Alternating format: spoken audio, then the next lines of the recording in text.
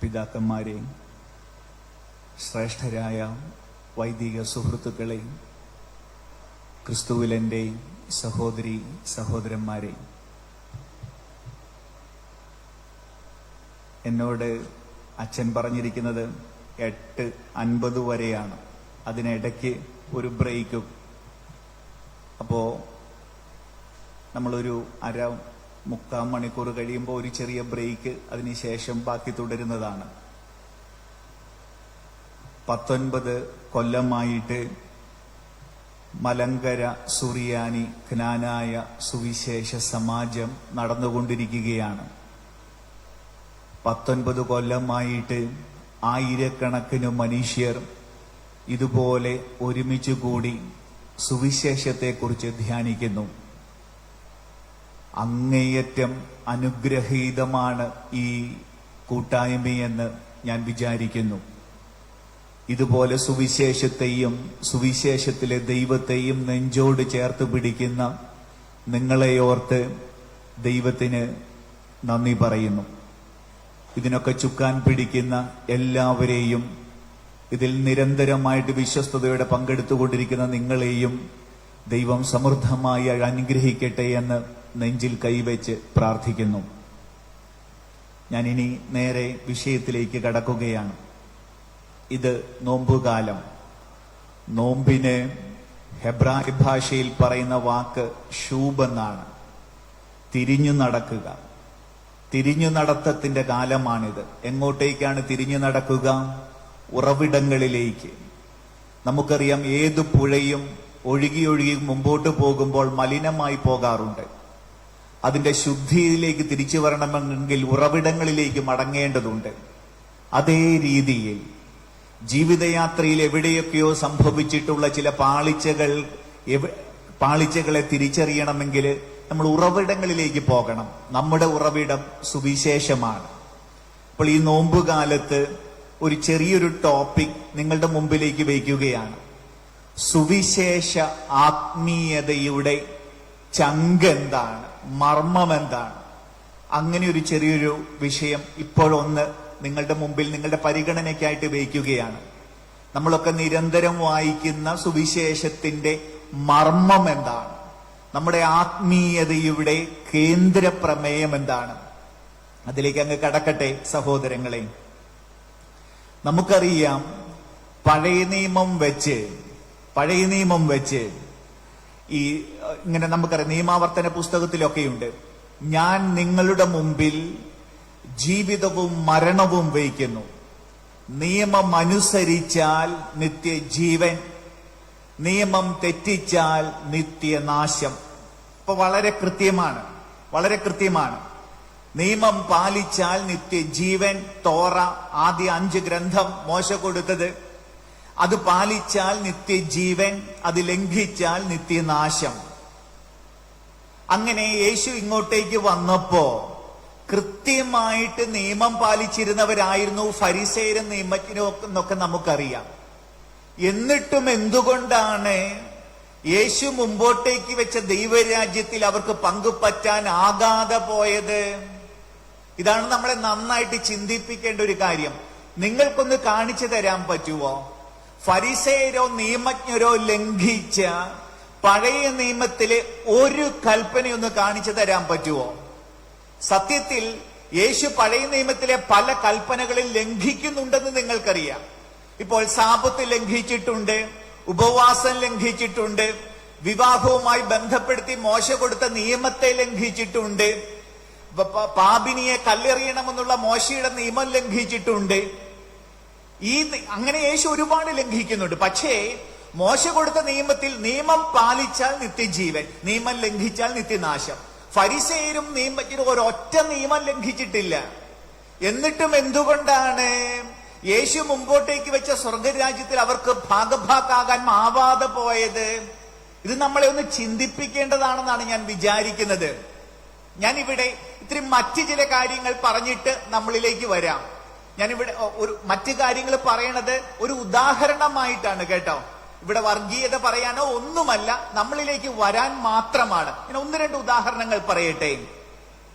അതായത് എന്നിട്ട് അവരെ കുറിച്ച് പറയുന്നത് നമ്മളിലേക്ക് തിരിച്ചു വരാനാണെന്ന് തുടക്കത്തിൽ വീണ്ടും ഒന്നുകൂടെ ആവർത്തിക്കട്ടെ. അതായത് ഞാൻ ഈ എരുമേലി ഭാഗത്താണ് എന്റെ വീട്. അപ്പൊ ഞാനൊക്കെ സ്കൂളിൽ പഠിക്കുമ്പോ എന്റെ ക്ലാസ്സിൽ ഒരു രണ്ട് മുസ്ലിം പെൺകുട്ടികളെ ഉണ്ടായിരുന്നുള്ളൂ. രണ്ട് മുസ്ലിം പെൺകുട്ടികള്. അവർ ഈ തലയിൽ ഇങ്ങനെ തട്ടം ഇടും. അന്ന് നമ്മുടെ നാട്ടിലൊക്കെ ഈ പർദ്ദ എന്ന് പറയുന്ന ഒരു സംഗതി ഉണ്ടായിരുന്നില്ലെന്ന് നിങ്ങൾക്കറിയാം. പക്ഷെ ഇന്ന് പർദ്ദ ഒരു വളരെ കോമൺ ഡ്രസ്സായിട്ട് മാറിയിട്ടുണ്ടല്ലേ. എവിടെ നോക്കിയാലും പർദ്ദ നമുക്ക് കാണാൻ പറ്റുന്നുണ്ട്. കേരളത്തിൽ സെറ്റ് സാരി പോലെ തന്നെ പർദ്ദയും ആയിട്ടുണ്ട്. ഒരു കേരളീയ വസ്ത്രം കണക്കായിട്ട് മാറിയിട്ടുണ്ട്. ഞാൻ പറഞ്ഞു വരണത്, മുസ്ലിം മതചിഹ്നങ്ങൾ കൂടുന്നുണ്ട്, മുസ്ലിം വസ്ത്രങ്ങൾ കൂടുന്നുണ്ട്. നമുക്കൊക്കെ അറിയാവുന്നതാണ്. നിങ്ങളുടെ ഇംപ്രഷൻ എന്താണ് അവരെ കുറിച്ച്? അവരുടെ ആത്മീയത കൂടുന്നുവെന്ന് നിങ്ങൾക്ക് തോന്നുന്നുണ്ടോ? വെറുതെ ഒന്ന് ആലോചിച്ചാൽ മതി. നമ്മൾ അതിന്റെ കൂടുതൽ കാര്യങ്ങളിലേക്ക് പോകാനല്ല. മുസ്ലിം മതവസ്ത്രങ്ങളും മതകർമ്മങ്ങളും കൂടുന്നതിനനുസരിച്ച് അവരുടെ ആത്മീയത കൂടുന്നുവെന്ന് നിങ്ങൾക്ക് തോന്നുന്നുണ്ടോ? ഒന്ന്, ചോദ്യം നമ്പർ 1. ചോദ്യം നമ്പർ 2, നോവലിസ്റ്റ് ആയിരുന്ന മുകുന്ദൻ പറഞ്ഞൊരു നിരീക്ഷണമുണ്ട്. പൊട്ടുതൊടുന്ന ആണുങ്ങളുടെ എണ്ണം കൂടിക്കൊണ്ടിരിക്കുകയാണെന്ന്. ഈ സിന്ദൂരക്കുറി ചാർത്തുന്ന ആണുങ്ങൾ ഹൈന്ദവികതയുടെ പെരുക്കത്തെ കുറിച്ചാണ് സൂചിപ്പിക്കുന്നത്. നിങ്ങൾക്കറിയാം, ഈ ഗോദ്രയില് നരേന്ദ്രമോദി കയറുന്ന സമയത്ത് ഗോദ്രയില് അവിടെ ഈ ഒരു പത്രത്തിൽ വന്നതും ടി വിയിൽ വന്നതുമാണ്. ഒരു ഗർഭിണിയുടെ വയറ് ചീന്തിയെടുത്ത് ഒരു കുഞ്ഞിനെ കത്തിക്കുന്നുണ്ട്. അയാൾ അത് ചെയ്യുന്നത് രാമന്റെ പേരിലാണെന്ന് നിങ്ങൾക്കറിയാം. ശബരിമല വിഷയങ്ങളും നമുക്കറിയാവുന്നതാണ് അല്ലെ. രാമന്റെ പേരിലാണ് ഇവിടെ. ഞങ്ങളുടെ ഗ്രാമത്തിൽ ഒരു കാര്യം നടന്നു കുറച്ച് വർഷങ്ങൾക്ക് മുമ്പ്. അവിടെയുള്ള SNDP-ക്കാര് സ്കൂളിൽ വന്നിട്ട് ഞങ്ങളുടെ കുട്ടികളെ ഞങ്ങൾ പഠിപ്പിച്ചോളെന്ന് പറഞ്ഞ് 36 കുട്ടികളെ അങ്ങ് കൊണ്ടുപോയി. പറഞ്ഞു വരണത് ലളിതമായ കാര്യം, ഹൈന്ദവ മതജീവിതം കൂടുകയാ, മതകർമ്മങ്ങൾ കൂടുകയാ, മത ആചാരങ്ങൾ കൂടുകയാ. നിങ്ങൾക്ക് എന്താണ് അവരെ കുറിച്ചുള്ള ഇംപ്രഷൻ? അവരുടെ ആത്മീയത കൂടുന്നുവെന്ന് നിങ്ങൾക്ക് തോന്നുന്നുണ്ടോ? ഈ 2 ചോദ്യങ്ങളുടെ ഉത്തരം നിങ്ങൾ പറയണം. നിങ്ങൾ മീൻസ് നമ്മൾ കേട്ടോ, മുസ്ലിം മതകർമ്മങ്ങളും മതാചാരങ്ങളും കൂടുന്നത് കൊണ്ട് അവരുടെ ആത്മീയത കൂടുന്നുവെന്ന് നിങ്ങൾക്ക് തോന്നുന്നില്ലെങ്കിൽ, ഹൈന്ദവ മതകർമ്മങ്ങളും മതാചാരങ്ങളും കൂടുന്നത് കൊണ്ട് അവരുടെ ആത്മീയത ആഴപ്പെടുന്നുവെന്ന് നിങ്ങൾക്ക് തോന്നുന്നില്ലെങ്കിൽ, ഇത് ഇത്തിരി കൂടി സത്യസന്ധതയോടെ പറയണം, ക്രൈസ്തവ മതകർമ്മങ്ങളും ക്രൈസ്തവ മതാചാരങ്ങളും ക്രൈസ്തവ പ്രാർത്ഥനകളും കൂടുന്നത് കൊണ്ട് അതിന്റെ ആത്മീയത ആഴപ്പെടുമെന്ന് എങ്ങനെ പറയാൻ പറ്റും? എങ്ങനെ പറയാൻ പറ്റും? ഇസ്ലാമിനെ സംബന്ധിച്ചും ഹിന്ദുയിസത്തെ സംബന്ധിച്ചും ശരിയായത് ക്രിസ്ത്യാനിറ്റിയെ സംബന്ധിച്ച് തെറ്റാകാൻ പാടില്ലല്ലോ സഹോദരങ്ങളെ. ഇത് രണ്ടും ചേർത്ത് വായിക്കൂ നിങ്ങൾ. ഫരിസേയരും നിയമജ്ഞരും കൃത്യമായി തോറ പാലിച്ചവരും അതനുസരിച്ച് ജീവിച്ചവരുമാണ്. എന്നിട്ടും ക്രിസ്തുവിന്റെ ദൈവരാജ്യത്തിൽ പങ്കു പറ്റാനാകാതെ പോകുന്നു അവർ. മറുവശത്ത് ഹിന്ദുക്കളാവട്ടെ, മുസ്ലിമുകളാവട്ടെ, ക്രിസ്ത്യാനികളാവട്ടെ, മതകർമ്മങ്ങൾ കൂടുന്നത് കൊണ്ട് ആത്മീയത കൂടുന്നു എന്ന് എങ്ങനെ പറയാൻ പറ്റും? സത്യത്തിൽ പണ്ടത്തേതിലും കൂടുതൽ പ്രാർത്ഥനകളും പണ്ടത്തേതിലും കൂടുതൽ ആചാരങ്ങളും പണ്ടത്തേതിലും കൂടുതൽ കർമ്മങ്ങളും ഒക്കെ കൂടിക്കൊണ്ടിരിക്കുക എല്ലാ മതങ്ങളിലും. അതൊക്കെ തന്നെയാണ് ആത്മീയതയെന്ന് സുവിശേഷം വെച്ച് നമുക്ക് പറയാനാകുമോ എന്നുള്ളതാണ് നമ്മുടെ ചോദ്യം. എന്താണ് സുവിശേഷാത്മീയതയുടെ ചങ്ക് എന്ന് പറയണത്? എന്താണത്? അതാണ് നമ്മുടെ വിഷയം. ഞാൻ വളരെ സ്വാർത്ഥപരമായിട്ടാണ് ചിന്തിക്കുന്നത് കേട്ടോ. അതായത് ഒരു 10, 60, 70 കൊല്ലം ഈ യേശുവിന്റെ മുമ്പിൽ ഇരുന്ന് അവന്റെ മുമ്പിൽ പ്രാർത്ഥിച്ചിട്ട് ഞാൻ അവന്റെ മുമ്പിൽ ചെന്ന് നിൽക്കുമ്പോൾ അവൻ എന്നെ തിരിച്ചറിയാതെ പോകരുത്. ഞാൻ അത്രയേ ഉള്ളൂ വിചാരിക്കണത്. അവൻ എന്തിനൊക്കെ ഊന്നൽ കൊടുത്തുവോ അതിന് നമ്മൾ ഊന്നൽ കൊടുക്കേണ്ടതുണ്ട്. അവൻ എന്തിനൊക്കെ ഊന്നൽ കൊടുത്തില്ലയോ അതിന് നമ്മൾ ഊന്നൽ കൊടുക്കാനും പാടില്ല. കാരണം ഈ യേശു എന്ന് പറയുന്നത് നമ്മുടെ തലയിലിരിക്കുന്ന ഒരു സങ്കല്പമാകാൻ പാടില്ല. അത് റിയൽ ആകണം. അത് സുവിശേഷത്തിൽ വേരാഴ്ത്തിയുള്ളതാവണം. അങ്ങനെയാണ് സഹോദരങ്ങളെ ആ ചോദ്യം. സുവിശേഷാത്മീയതയുടെ ചങ്കെന്താണ്? നമുക്ക് മുമ്പോട്ട് പോകാം. നമ്മൾ പറഞ്ഞു പഴയ നിയമത്തിൽ നിത്യജീവൻ കിട്ടാൻ വേണ്ടത് നിയമം പാലിക്കുക, നിത്യനാശത്തിന് നിയമം ലംഘിച്ചാൽ മതി. ഓക്കെ, അതവിടെ നിൽക്കട്ടെ. പുതിയ നിയമത്തിലേക്ക് വരൂ നിങ്ങൾ, സുവിശേഷത്തിലേക്ക് വരൂ നിങ്ങൾ. സുവിശേഷത്തിൽ എവിടെയൊക്കെ നിത്യജീവനെ കുറിച്ച് പരാമർശമുണ്ടോ അവിടെയൊക്കെ ഒരു സാധനം വരുന്നുണ്ട് കേട്ടോ, ഒരു സംഗതി വരുന്നുണ്ട്.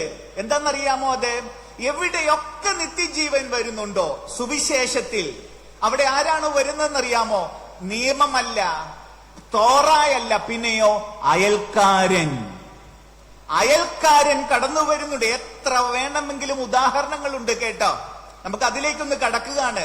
നോക്കൂ, തോറാ പാലിച്ചാൽ നിത്യജീവൻ എന്ന് പഴയ നിയമം, അയൽക്കാരനെ പരിഗണിച്ചാൽ മാത്രമേ പുതിയ നിയമത്തിൽ നിത്യജീവൻ നമുക്ക് സ്വന്തമാക്കാനാകൂ. നമുക്ക് ചില ഉദാഹരണങ്ങളിലേക്ക് പോകാം. നമുക്ക് ഏറ്റവും പല പല ഉദാഹരണങ്ങളുണ്ട്. നിത്യജീവന് അന്ത്യവിധി എടുക്കൂ നിങ്ങൾ, അന്ത്യവിധി എടുക്കൂ. നമുക്ക് ഒന്ന് ആലോചിച്ചു നോക്കൂ. അന്ത്യവിധി, നിത്യജീവൻ, നിത്യനാശം. കേട്ടോ, നിത്യജീവൻ, നിത്യനാശം. ഒന്ന് ആലോചിക്കേ സഹോദരങ്ങളെ. ഈ സ്വർഗത്തിലേക്ക് കയറിപ്പോകുന്നവരെ നിങ്ങൾ എടുക്കൂ. ഈ സ്വർഗത്തിലേക്ക് കയറിപ്പോകുന്ന ആർക്കെങ്കിലും അവര് വലിയ ആത്മീയ മനുഷ്യരാണെന്ന് തോന്നുന്നുണ്ടോ എന്ന് നിങ്ങൾ സ്വയം അന്വേഷിക്കണം. ഈ സ്വർഗത്തിലേക്ക് കയറിപ്പോകുന്നവരുണ്ടല്ലോ, ഈ അപ്പം കൊടുക്കുക, വെള്ളം കൊടുക്കുക, വസ്ത്രം കൊടുക്കുക, അങ്ങനെ പല പരിപാടികള്. ഇവർക്ക് ആർക്കെങ്കിലും അവര് വിശുദ്ധരാണെന്ന് അവർക്ക് സ്വയം ഒരു തോന്നലുണ്ടായിരുന്നോ?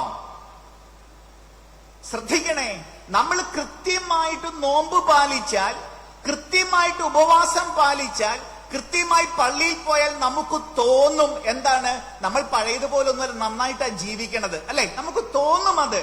ഞാനിപ്പോ കള്ളുകൂടി നിർത്തിയാൽ, ഞാനിപ്പോൾ കൃത്യമായിട്ട് പള്ളിയിൽ പോയാൽ എനിക്ക് തോന്നും ഞാൻ വിശുദ്ധനാണെന്നല്ലേ? അങ്ങനെ ഒരു തോന്നല് പോലും ഈ സ്വർഗത്തിൽ, അന്ത്യവിധിയിൽ സ്വർഗത്തിൽ കയറി പോകുന്നവർക്ക് ഇല്ല കേട്ടോ. അങ്ങനെ ഒരു തോന്നല് പോലും ഇല്ല. ആലോചിച്ചു നോക്കൂ നിങ്ങൾ അതിനെക്കുറിച്ച്. വേറൊന്നുകൂടെ പറയട്ടെ. അതായത് നമ്മളൊക്കെ ഇങ്ങനെ വിശുദ്ധര്, ഇപ്പം എനിക്കറിയാവുന്ന ഒരു വിശുദ്ധ മദർ തെരേസയാണ്, അങ്ങനെ പല വിശുദ്ധരുണ്ടല്ലോ.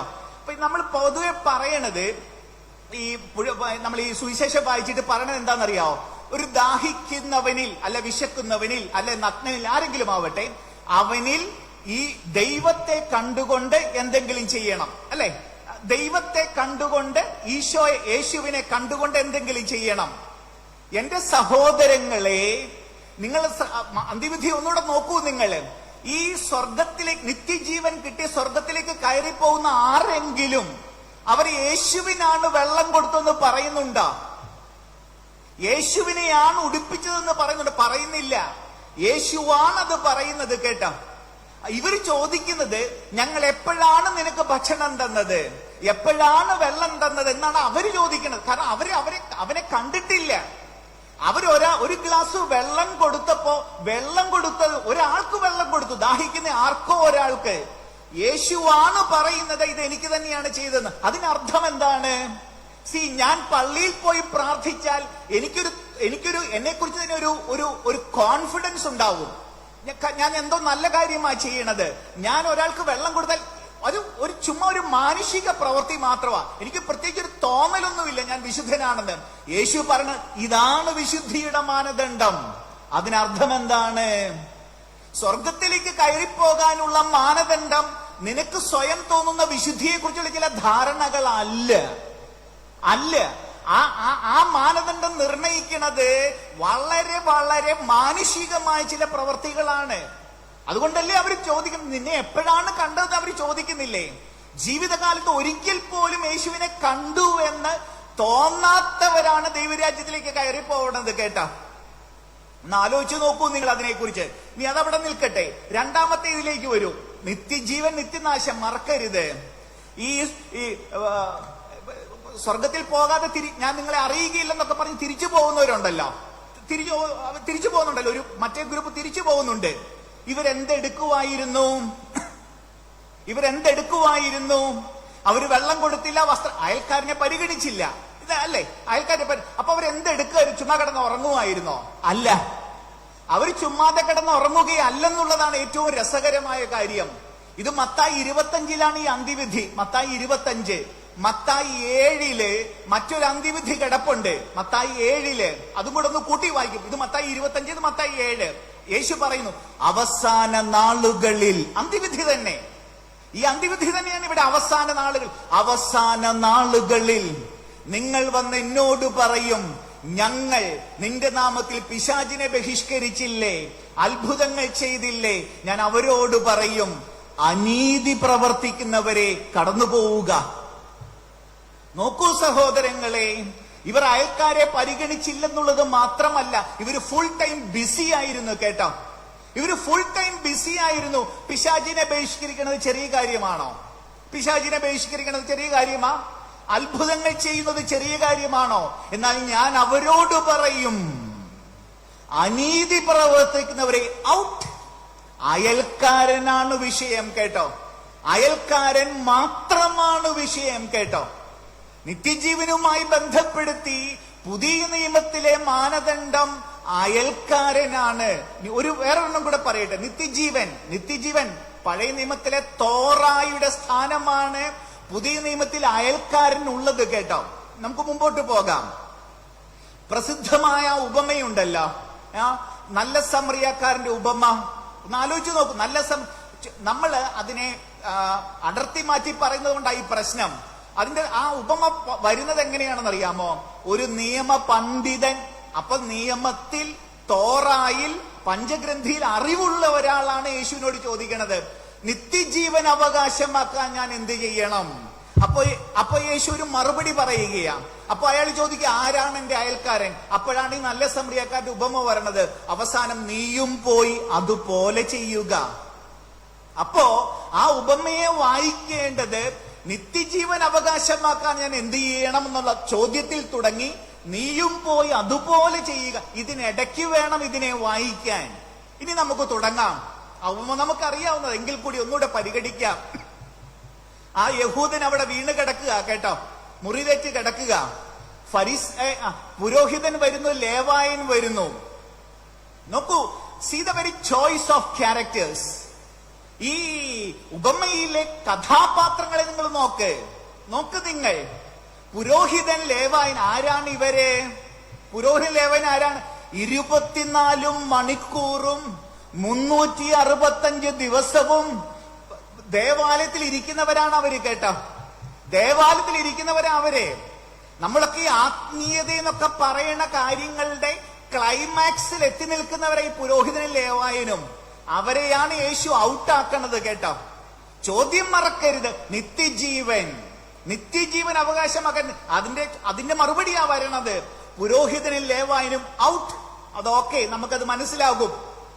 ഓർക്കണം, ആത്മീയത എന്താ, സ്വർഗത്തിൽ പോകാൻ ചെയ്യേണ്ടത് എന്താ, ഇതാണ് നമ്മുടെ വിഷയം. ഓക്കെ, പുരോഹിതൻ, ലേവായൻ ഔട്ട്. അടുത്തതാണ് രസകരമായ കാര്യം, നല്ല സമറിയാക്കാരൻ. കേട്ടോ, ഉപമയുടെ പേരതാ, നല്ല സമറിയാക്കാരൻ. നല്ല യഹൂദന്റെ ഉപമയല്ലത്, നല്ല സമറിയാക്കാരന്റെ ഉപമയാ. എന്ന് വെച്ചാൽ എന്താണ്? എന്ന് വെച്ചാൽ ഇങ്ങനെ ഇരിക്കും. എങ്ങനെയാണെന്നറിയാം? ഇപ്പൊ നമ്മളെല്ലാവരും ക്രിസ്ത്യാനികളാണല്ലോ. ഞാൻ ഇവിടെ വന്നൊരു നല്ല മുസ്ലിമിന്റെ കഥ പറഞ്ഞാൽ എങ്ങനെയിരിക്കും? നല്ലൊരു ഹിന്ദുവിന്റെ കഥ പറഞ്ഞാൽ എങ്ങനെയിരിക്കും? അതാണിത്. മറക്കരുത് ചോദ്യം. നിത്യജീവൻ, സ്വർഗമാണ് വിഷയം. പറയുന്ന ഉപമ നല്ല മുസ്ലിമിന്റെ, നല്ല ഹിന്ദുവിന്റേതാണെങ്കിലോ അതാണിത്. ശ്രദ്ധിക്കൂ, നിങ്ങളത് വായിച്ചു നോക്കിക്കൊള്ളൂ.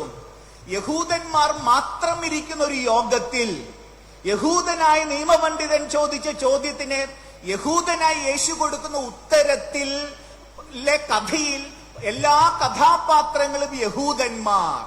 പക്ഷെ മാതൃക ഒരു സമറിയാക്കാരൻ. ചോദ്യകർത്താവ് യഹൂദൻ, മറുപടി പറയുന്നയാൾ യഹൂദൻ, വീണ് കിടക്കുന്നവൻ യഹൂദൻ, ആദ്യം വന്ന രണ്ടുപേരും യഹൂദർ. പക്ഷെ മാതൃക സമറിയാക്കാരൻ. നമുക്ക് മുസ്ലിം കണക്കാണ് ഈ സമറിയാക്കാരൻ യഹൂദന്. കേട്ടോ, ആ സമറിയാക്കാരി സ്ത്രീയും യേശുവും തമ്മിലുള്ള ആ ഒരു സംഭാഷണം ഉണ്ടല്ലോ, അതിൽ എന്താ യേശു പറയണത്? സ്ത്രീയെ, ആ മലയിലും ഈ മലയിലും ആരാധിക്കാത്ത സമയം വരുന്നു. ആ മല നിങ്ങളുടെ മലയാ, സമറിയാക്കാരുടെ മല. ഏത്? ഗരീസീം മല. ഇത് ജെറൂസലേം ദേവാലയം. അപ്പോ അത് വേറൊരു മതമാണ്, ഇത് വേറൊരു മതമാണ്. യഹൂദനും സമറിയക്കാരനും തമ്മിലുള്ള ബന്ധം ക്രിസ്ത്യാനിയും മുസ്ലിമും തമ്മിലുള്ള ബന്ധം കണക്കാണ്. ക്രിസ്ത്യാനി ഹിന്ദുവും കണക്കുള്ള ബന്ധം പോലെയാണ് ഇത്. രണ്ടും മതങ്ങളാണ് ഇത്. അത് നിങ്ങൾ ശ്രദ്ധിക്കണം കേട്ടാ. എന്നിട്ട് യേശുവിന്റെ ഉത്തരം നീയും പോയി അതുപോലെ ചെയ്യുക. ഏവനെ പോലെ, ഈ യഹൂദനെ പോലെയല്ല, ഈ യഹൂദനായ പുരോഹിതനെ പോലെയല്ല, ഈ സമറിയാക്കാരനെ കണക്ക്. അവന്റെ വിശ്വാസ സങ്കല്പം ഏതാ? അവന്റെ പ്രാർത്ഥന ഏതാ? അവൻ പോകുന്ന ദേവാലയമോ അമ്പലമോ പള്ളിയോ മോസ്കോ ഏതാ? ഇതൊന്നും വിഷയമല്ല കേട്ടാ. ഇതൊന്നും വിഷയമല്ല. ഞാൻ ഉണ്ടാക്കണതല്ല. സുവിശേഷത്തിൽ എഴുതി വെച്ചതാണ് നമ്മൾ ഈ പറയണത്. സുവിശേഷത്തിൽ എഴുതി വെച്ചതായി പറയണത്. നീയും പോയി അതുപോലെ ചെയ്യുക. മറ്റൊന്നുകൂടിയുണ്ട് അതിനകത്ത് കേട്ടോ. ഈ നിയമപണ്ഡിതൻ ചോദിച്ചത് എന്താണ്? ആരാണ് എന്റെ അയൽക്കാരൻ എന്ന? ആരാണ് എന്റെ ആരാണ് എനിക്ക് ഉപകാരം ചെയ്യേണ്ടത്? അതാണല്ലോ യേശു എന്താ ഉപമയിൽ എന്താ പറയണത്? ഈ മൂവരിൽ ആരാണ് ആ മുറിവേറ്റവൻ അയൽക്കാരനായി മാറിയത്?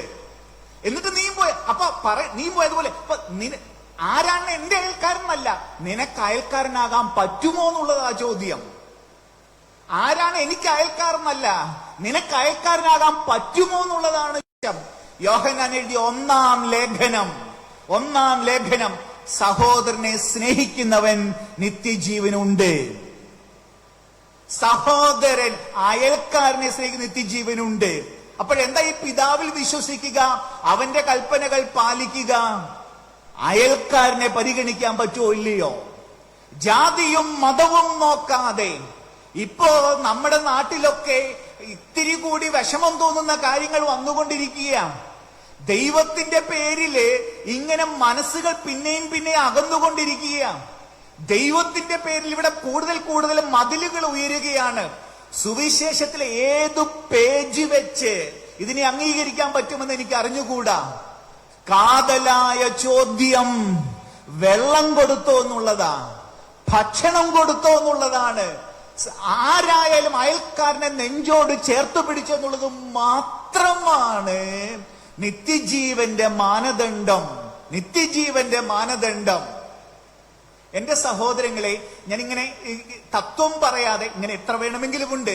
ഞാൻ ഒന്ന് രണ്ട് സംഭവങ്ങളൂടെ പറഞ്ഞുകൊണ്ട് അങ്ങ് അവസാനിപ്പിക്കാം. അപ്പൊ അത് ഈ ഒരു സെഷൻ അങ്ങ് അവസാനിപ്പിക്കാം. എന്നിട്ട് നമുക്ക് അടുത്ത സെഷനിലേക്ക് പോകാം. അതായത് ഞാനൊരു കത്തോലിക്ക വിഭാഗത്തിൽ പെട്ടതായത് കൊണ്ട് എന്റെ പരിചയത്തിലുള്ളവർ അങ്ങനെയുള്ളവരാണ്. എനിക്ക് നിങ്ങളുടെ ഇടയിൽ എങ്ങനെ വല്ലപ്പോഴൊക്കെ വല്ല സംഭാഷണത്തിൽ വരുമ്പോഴേ എനിക്ക് നിങ്ങളെ കാണാറുള്ളൂ. അതുകൊണ്ട് ഞാൻ പരിചയപ്പെട്ട ഒരാളെ ഒന്ന് പറയട്ടെ. രാമപുരം പാലായ അടുത്ത്, നിങ്ങൾക്കറിയാമല്ലോ, പാലായടുത്ത് രാമപുരത്ത് ഒരു വാഴ്ത്തപ്പെട്ട കുഞ്ഞച്ചനുണ്ട്. നിങ്ങൾക്കറിയാമായിരിക്കും വാഴ്ത്തപ്പെട്ട കുഞ്ഞച്ചൻ. ഞാനൊരു 10 കൊല്ലം മുമ്പ് ഞാനൊരു മാസികയിൽ ഞങ്ങളുടെ തന്നെ ഒരു മാസികയിൽ പണിയുണ്ടായിരുന്ന സമയത്ത് ഈ രാമപുരം കുഞ്ഞച്ചന്റെ ഓർമ്മ വരുന്നത് ഒക്ടോബർ മാസത്തിലാണ്. അപ്പൊ ഈ രാമപുരം കുഞ്ഞച്ചനെ കുറിച്ച് ലേഖനം എഴുതാനായിട്ട് എനിക്ക് ആഗ്രഹം വന്നു. അപ്പൊ ഇങ്ങനെ തത്വം പറയാതെ പുള്ളി അന്ന് ജീവിച്ചിരുന്ന കാലത്ത് പുള്ളിയുടെ കൂടെ ഉണ്ടായിരുന്ന ചില മനുഷ്യരൊക്കെ ഉണ്ട്. അവരൊക്കെ ഒന്ന് അഭിമുഖം നടത്തി ഒരു ലേഖനം എഴുതാമെന്ന് ഞാൻ വിചാരിച്ചു. അങ്ങനെ പള്ളിയിൽ ചെന്നു. വികാരിയച്ഛന്റെ സഹായത്തോടെ ഈ രാമപുരം കുഞ്ഞച്ചൻ ജീവിച്ചിരുന്ന നാളിലുള്ള കുറച്ച് മനുഷ്യരെല്ലാം പ്രായം ചെന്നവരാ, വളരെ പ്രായം ചെന്നവരാ. അപ്പൊ അവരെയൊക്കെ ഇന്റർവ്യൂ ഒക്കെ നടത്തി ഒരു ലേഖനം തയ്യാറാക്കി. അതിൽ പലരിൽ ഒരു പ്രായം ചെന്ന കറുത്ത ഒരു സ്ത്രീ പറഞ്ഞ പല കാര്യങ്ങളിൽ ഒരെണ്ണം ഞാൻ നിങ്ങളോടൊന്ന് പങ്കുവെക്കുക. പല കാര്യങ്ങളിൽ ഒരെണ്ണം. ഒരു സ്കൂളിന്റെ വരാന്തയിൽ ഞങ്ങള് ഇരുന്ന് ഞാനും അമ്മ, നല്ല 10-80 വയസ്സുണ്ട് ഞാൻ സംസാരിക്കുമ്പോ, അമ്മ പറഞ്ഞൊരു കാര്യം പറയട്ടെ. ഈ രാമപുരം കുഞ്ഞച്ചൻ വൃദ്ധനും ഈ അമ്മ ചെറുപ്പക്കാരിയുമായിരുന്ന ഒരു കാലം. രാമപുരം കുഞ്ഞച്ചൻ അവിടെ റിട്ടയർഡ് ആയിട്ട് അവിടെ ഇടവകയിൽ സേവനമനുഷ്ഠിക്കുക, റിട്ടയർഡ് ആണ് അദ്ദേഹം. ഈ സ്ത്രീ ചെറുപ്പക്കാരിയാ. ഇവളീ രാമപുരം പള്ളിയുടെ മുറ്റമൊക്കെ അടിച്ചു വാരാൻ വരുന്നൊരു സ്ത്രീയാ. രാമപുരം പള്ളിയുടെ മുറ്റമൊക്കെ അടിച്ചുവാരിയ സ്ത്രീയാ. അപ്പൊ ഈ പള്ളിമുറ്റത്ത് ഒരു നല്ല തണൽമരമൊക്കെ ഉണ്ട്. ഇതിനൊക്കെ ഇലകളൊക്കെ വീഴും. ഇതൊക്കെ വന്ന് അടിച്ച് വൃത്തിയാക്കണം. ഇതാണ് ഈ സ്ത്രീയുടെ പണി. വേറെ വികാരിച്ചനുണ്ട്. ഈ കുഞ്ഞച്ചൻ റിട്ടയർഡ് ആണ്. ഇവളെല്ലാ ദിവസവും ഈ 5 മണിക്ക് രാവിലെ വരും. 5 മണിക്ക് മുറ്റമൊക്കെ വൃത്തിയാക്കാൻ. അപ്പൊ ഈ കുഞ്ഞച്ചൻ എഴുന്നേറ്റ് ഇരിപ്പുണ്ടാവും. പള്ളിമുറിയുടെ വരാന്തയില് ചാരുകസരിൽ ഇദ്ദേഹം ചാരി കിടപ്പുണ്ടാവും. ഇവള് വരുന്ന മുറ്റമൊക്കെ വൃത്തിയാക്കുന്ന ഇതെന്നും കുഞ്ഞച്ചൻ കാണുന്നുണ്ട്. ഒരു ദിവസം ഇവളിങ്ങനെ രാവിലെ 5 മണിക്ക് വന്നപ്പോ കുഞ്ഞച്ചൻ അവളെ അടുത്തേക്ക് വിളിച്ചു. എന്നിട്ട് പറഞ്ഞു, മോളെ, വികാരിച്ചൻ ഇന്നും കിടന്ന് ഉറക്കവാ, നീ വരുമ്പോ നീ ഒരു കാര്യം ചെയ്. എല്ലാ ദിവസവും രാവിലെ വരുമ്പോ ഒരു ബക്കറ്റ് തിളച്ച വെള്ളമായിട്ട് വാ. എന്നിട്ട് ഈ തണൽ മരത്തിന്റെ ചുവട്ടിൽ അങ്ങോട്ട് ഒഴിച്ച് അതങ്ങോട്ട് ഉണങ്ങിപ്പോട്ടെ. നിനക്ക് പണിയിൽ നിന്നും ഇത്തിരി ആശ്വാസം കിട്ടും. എന്നിട്ട് നിറ കണ്ണുകളോടെ ഈ അമ്മ പറഞ്ഞു, എന്റെ കുഞ്ഞച്ചൻ വിശുദ്ധനാണ്. ശ്രദ്ധിക്കണം കേട്ടോ സഹോദരങ്ങളെ. ഈ അമ്മ പറഞ്ഞത് കുഞ്ഞച്ചൻ അർപ്പിച്ച വിശുദ്ധ കുർബാനയെ കുറിച്ചല്ല, കുഞ്ഞച്ചൻ കേട്ട കുംഭസാരത്തെ കുറിച്ചല്ല, കുഞ്ഞച്ചൻ നടത്തിയ വലിയ പ്രഭാഷണങ്ങളെ കുറിച്ചല്ല. ഈ അമ്മ പറഞ്ഞത് എനിക്ക് വേണ്ടി ഈ തണൽ മരം ഉണങ്ങിപ്പോട്ടെ എന്ന് പറഞ്ഞ അത് ഒരൊറ്റ കാര്യമായി ഇവള് പറയണത്, എന്റെ കുഞ്ഞച്ചൻ വിശുദ്ധനാണ്. കൃത്യം അന്ത്യവിധി, കൃത്യം അന്ത്യവിധിയാണിത്. സുവിശേഷം ഇത്രയും ലളിതമാണ് കേട്ടോ, ഇത്രയും പ്രായോഗികമാണത്. സുവിശേഷം എന്നൊക്കെ പറയണത് ഇങ്ങനെ അന്തരീക്ഷത്തിൽ നിൽക്കുന്ന ഒരു സംഭവമൊന്നും അല്ലല്ലോ, അത് വളരെ കോൺക്രീറ്റ് ആണ്. നീയും പോയി അതുപോലെ ചെയ്യുക, അതുപോലെ ചെയ്യുക. ഈ നല്ല സമറിയക്കാരോട് പറഞ്ഞ കാര്യം അത്രയേ ഉള്ളൂ. ഈ ആത്മീയത എന്നൊക്കെ വെച്ചാല് അത്രയല്ലേ ഉള്ളൂ സഹോദരങ്ങളെ. എങ്ങനെയാണെന്ന് എനിക്ക് അറിഞ്ഞുകൂടാ, ഈ ആത്മീയത എന്നൊക്കെ എന്താ അതിനർത്ഥം? ആത്മീയത എന്ന് വെച്ചാൽ എന്താ ശരിക്കും അർത്ഥം? ആത്മീയരാവുക എന്ന് വെച്ചാൽ എന്താ അർത്ഥം? എനിക്ക് മനസ്സിലാവുന്നില്ല. പലതും കാണുമ്പോ മനസ്സിലാവുന്നില്ല സത്യമായിട്ടും. ഞാൻ മാറി നിന്നുകൊണ്ടല്ല സംസാരിക്കണത് കേട്ടോ. ഞാൻ ഒരു സംഭവം പറയട്ടെ, അപ്പൊ കാര്യം കുറച്ചുകൂടെ വ്യക്തമാകും. ഈ ദൈവം എന്നൊക്കെ വെച്ചാല് നമ്മുടെ സ്വാർത്ഥതയുടെ പര്യായ പദമായിട്ട് മാറുന്നുണ്ടോ എന്നൊരു സംശയമുണ്ട് എനിക്ക്. സംശയമാണ്. ഞാൻ ഒരു സംഭവം പറയട്ടെ. എന്റെ കൃത്യം ഞാൻ പറയണില്ല, എനിക്കറിയാവുന്ന ഒരു വീട്, എന്ന് അത്രയും പറഞ്ഞാൽ മതി. അറിയാവുന്ന ഒരു വീട് എന്നെ പഠിപ്പിച്ചൊരു ടീച്ചറാണ് കേട്ടോ, എന്നെ പഠിപ്പിച്ചൊരു ടീച്ചറാ. അപ്പൊ ടീച്ചർ വലിയ മരിയ ഭക്തയാണ്, മാതാവിനോട്, കന്യകാമറിയത്തോട് വലിയ ഭക്തിയുള്ള ആളാണ്. അപ്പോ ഞങ്ങളുടെ ഇടവകയുടെ ഒരു 10 കിലോമീറ്റർ അപ്പുറത്ത് ഒരു മാതാവിന്റെ ഒരു പ്രത്യേക ഷ്രൈനൊക്കെ ഉണ്ട്. ടീച്ചർ എല്ലാ ശനിയാഴ്ച അവിടെ പോയി പ്രാർത്ഥിക്കുന്നത് ഞാൻ കണ്ടിട്ടുണ്ട്. ഞാൻ കുഞ്ഞുനാളിൽ പഠിക്കുന്ന സമയത്തൊക്കെ കണ്ടിട്ടുണ്ട്. കാരണം മാതാവ് സ്വന്തം ഇടവകയിലില്ലല്ലോ, 10 കിലോമീറ്റർ അപ്പുറത്തുള്ള ഇടവകയിലാണല്ലോ പൊതുവേ ഉള്ളത്. അങ്ങനെ ഈ ടീച്ചറെ എല്ലാം വളരെ മാതാവിനോടൊക്കെ കൃത്യമായിട്ട് പ്രാർത്ഥിക്കുന്ന ഒരു ടീച്ചറാണ്. ഓക്കെ, ഞാൻ അവിടെ എന്നെ പഠിപ്പിച്ചിട്ടുണ്ട്. Okay, done. അപ്പൊ അതിനുശേഷം ഇടയ്ക്ക് ഞാൻ സെമിനാരിയിൽ പോയിട്ട് ടീച്ചർക്ക് ഒരു മോളുണ്ട് കേട്ടോ. അപ്പോ പിന്നെ സെമിനാരിയൊക്കെ പോയി കഴിയുമ്പോൾ നമ്മൾ പഴയ പോലെ തറയല്ലെന്നാണ് അവരുടെ വിചാരം. നമ്മൾ തറയൊക്കെ തന്നെ, എന്നാലും അവർ വിചാരിക്കുന്നത് നമ്മൾ കുറച്ചുകൂടെ ദൈവത്തോട് അടുത്ത് നോക്കിയാണ്. അപ്പൊ ഇടയ്ക്ക് ഞാൻ വീട്ടിലോ നാട്ടിലോ വരുമ്പോ ടീച്ചർ പറയും, അന്ന് ഞങ്ങളെ ബ്രദർ എന്നാ വിളിക്കണത്, ഷമ്മാശൻ അങ്ങനെയാണെന്ന് തോന്നുന്നു നിങ്ങളുടെ ഇടയിൽ.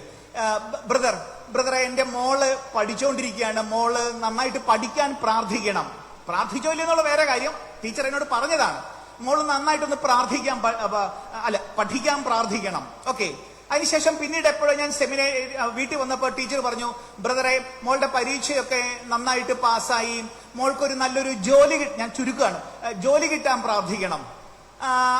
പിന്നീട് എപ്പോഴാണ് ഞാൻ വീട്ടിൽ വന്നപ്പോ ടീച്ചർ പറഞ്ഞു, ബ്രദറെ, മോൾക്ക് നല്ലൊരു ജോലിയൊക്കെ കിട്ടി, നല്ലൊരു കല്യാണം നടക്കാൻ പ്രാർത്ഥിക്കണം. അപ്പോഴേക്കും ഞാൻ അച്ഛനാവുന്നുണ്ട്. പിന്നീട് എപ്പോഴോ വന്നപ്പോ പുള്ളിക്കാരത്തി പറഞ്ഞു, അച്ഛ, മോളുടെ നല്ല കല്യാണമൊക്കെ കഴിഞ്ഞു, മോക്കൊരു നല്ലൊരു കുഞ്ഞുണ്ടാകാൻ പ്രാർത്ഥിക്കണം. പിന്നീട് എപ്പോഴോ പിന്നീടല്ല, അടുത്തിടയ്ക്ക് കണ്ടപ്പോ ടീച്ചർ പറഞ്ഞു, മോക്ക് നല്ലൊരു കുഞ്ഞായി, അവളിപ്പോ LKG-യിലാണ്, അവള് നന്നായിട്ടൊന്ന് പഠിക്കാൻ പ്രാർത്ഥിക്കണം. ഇനി ഇവള് LKG തൊട്ട് അവളുടെ കല്യാണം വരെ ഞാൻ പ്രാർത്ഥിക്കണം. ഇതാണ് അതിന്റെ ഒരു സംഭവം എന്ന് പറയുന്നത്. അതായത് ഇത് ഞാൻ ഒരിക്കലും ഒരു ടീച്ചറെ മാറ്റി ഇത് തന്നെയാണ് ഞാനും ചെയ്യണത് കേട്ടോ, ഇത് തന്നെയാണ് ഞാനും ചെയ്യണത്. അതായത് ദശകങ്ങളായിട്ട് ഈ തമ്പുരാന്റെ മുമ്പിൽ ഇരുന്ന് പ്രാർത്ഥിച്ചിട്ട്, നമുക്ക് തമ്പുരാനൊക്കെ മാറ്റി നിൽക്കാം, നമുക്ക് സാധാ രീതിയിൽ സംസാരിക്കാം. നിങ്ങൾക്കൊരു സുഹൃത്തുണ്ടെന്ന് ഇരിക്കട്ടെ, ഒരാളോട് ഒരു സുഹൃത്ത്, അത് ആരുമാവട്ടെ, അയാളോടൊരു 10-20 കൊല്ലം ഇടപെട്ടാൽ അയാളുടെ എന്തെങ്കിലും എന്നെ സ്വാധീനിക്കും, അല്ലേ? എന്തെങ്കിലും എന്നെ സ്വാധീനിക്കും. ഒരു 10, 30, 50 കൊല്ലമായിട്ട് ഈ ദൈവത്തിന് മുമ്പിൽ പ്രാർത്ഥിക്കുന്ന ഈ ടീച്ചർക്കും എനിക്കും ഇവിടെ ഇരിക്കുന്ന പലർക്കും എന്റെ വീട്, എന്റെ ചില കാര്യങ്ങൾക്ക് അപ്പുറത്തേക്ക് നമ്മുടെ മിഴികളെ പായിക്കാൻ ആവാതെ പോകുന്നത് എങ്ങനെയാണെന്ന് എനിക്ക് അറിഞ്ഞുകൂടാ. നിങ്ങൾക്കറിയുമോ, വിശുദ്ധ കുർബാന ഞാൻ തന്നെയാണെന്ന് യേശു പറഞ്ഞത് 3 തവണയാണ്. കേട്ടോ, 3 തവണ. ഈ അയൽക്കാരൻ ഞാൻ തന്നെയാണെന്ന് യേശു പറഞ്ഞത് 51 തവണയാണ്. 51 തവണ. ഞാൻ 3 പറഞ്ഞാലും 1 പറഞ്ഞാലും പ്രാധാന്യം ഒരുപോലെ. പക്ഷേ 51 തവണ പറഞ്ഞത് നമ്മുടെ ശ്രദ്ധയിൽ നിന്നും വഴുതിപ്പോകുന്നുണ്ടോ എന്നൊരു ന്യായമായ സംശയം എനിക്കുണ്ട്. ആത്മീയത എന്ന് വെച്ചാൽ സ്നേഹത്തിൽ കുതിർന്നൊരു ജീവിതമല്ലാതെ മറ്റൊന്നുമല്ലല്ലോ സഹോദരങ്ങളെ, മറ്റൊന്നുമല്ലാതെ. നമ്മൾ നമ്മളോട് തന്നെ ഏതു നോമ്പും ഏതു പ്രാർത്ഥനയും ഏത് ആചാരങ്ങളും നമ്മുടെ നെഞ്ചിലെ അലിവിനെ കൂട്ടുന്നുണ്ടോ കുറയ്ക്കുന്നുണ്ടോ എന്നുള്ളതാണ് കാതലായ ചോദ്യം. നമ്മുടെ നെഞ്ചിനെന്താ സംഭവിച്ചു കൊണ്ടിരിക്കണത്? നിങ്ങൾ സുവിശേഷം എടുക്കണം എപ്പോഴെങ്കിലും. എന്നിട്ട് നമ്മൾ പറയുന്നത് യേശു ദൈവവും തന്റെ പിതാവുമായുള്ള ബന്ധത്തിലാണല്ലോ ജീവിച്ചത്. ശരിയാണത്. പക്ഷെ ഒരു കാര്യം കൂടെ ഞാൻ പറയട്ടെ. നിങ്ങൾ സുവിശേഷം എടുത്തിട്ട് ഏതെങ്കിലും ഒരു പേജിൽ വേദനിക്കുന്ന ഒരാൾ ഇല്ലാത്തതായിട്ട് കാണിച്ചു തരാൻ പറ്റുമോ? ഒരു പേജിൽ യേശു സുവിശേഷത്തിൽ വരുന്ന ആ നിമിഷം മുതൽ വേദനിക്കുന്ന ആരെങ്കിലും ഇല്ലാത്ത ഒരു പേജെങ്കിലും കാണിച്ചു തരാൻ പറ്റുമോ? അതിനർത്ഥം അവന്റെ ആത്മീയത പിതാവുമായുള്ള നിരന്തര ബന്ധം എന്നതുപോലെ തന്നെ അയൽക്കാരനുമായുള്ള ബന്ധവുമായിരുന്നു എന്നുള്ളതാണ്. എന്റെ സഹോദരങ്ങളെ, എന്റെ വിഷയം എനിക്ക് വിനയം കാണിക്കുകയൊന്നുമല്ല, വിനയം പറയുകയുമല്ല. ഇവിടെയൊക്കെ ഇരിക്കുന്ന നിങ്ങളുടെ മുമ്പിൽ നിൽക്കുമ്പോ യാതൊരു യോഗ്യതയും ഇല്ലാത്തൊരു മനുഷ്യനാണ് ഞാൻ. പക്ഷേ നമ്മൾ ഒരുമിച്ച് ചിന്തിക്കുകയാണ്, ഇന്നല്ലെങ്കിൽ നാളെ എന്റെ ദൈവത്തിന്റെ മുമ്പിൽ ഞാൻ ചെന്ന് നിൽക്കുമ്പോ അവൻ എന്നെ തിരിച്ചറിഞ്ഞില്ല എന്ന് കേൾക്കാനിടയാകരുത്. അപ്പൊ അതുകൊണ്ട് നമുക്ക് നമ്മളോട് ഈ നോമ്പ് കാലത്ത് പ്രത്യേകിച്ചും ചോദിക്കേണ്ടത്, ഈ ഭാഗത്തിന്റെ നനവിനെന്തു പറ്റുന്നു? ഈ ഭാഗത്തിന്റെ അലിവിനെന്തു പറ്റുന്നു? നമ്മുടെ നെഞ്ച് ആർക്കെങ്കിലും വേണ്ടിയൊക്കെ തുറക്കാറുണ്ടോ? ആരെയെങ്കിലും ഞാൻ വീണ്ടും പോപ്പ് ഫ്രാൻസിസ് പറഞ്ഞ ഒരു കാര്യം കൂടെ ഞാൻ ജസ്റ്റ് അങ്ങ് പറഞ്ഞങ്ങ് നിർത്തുകയാണ്.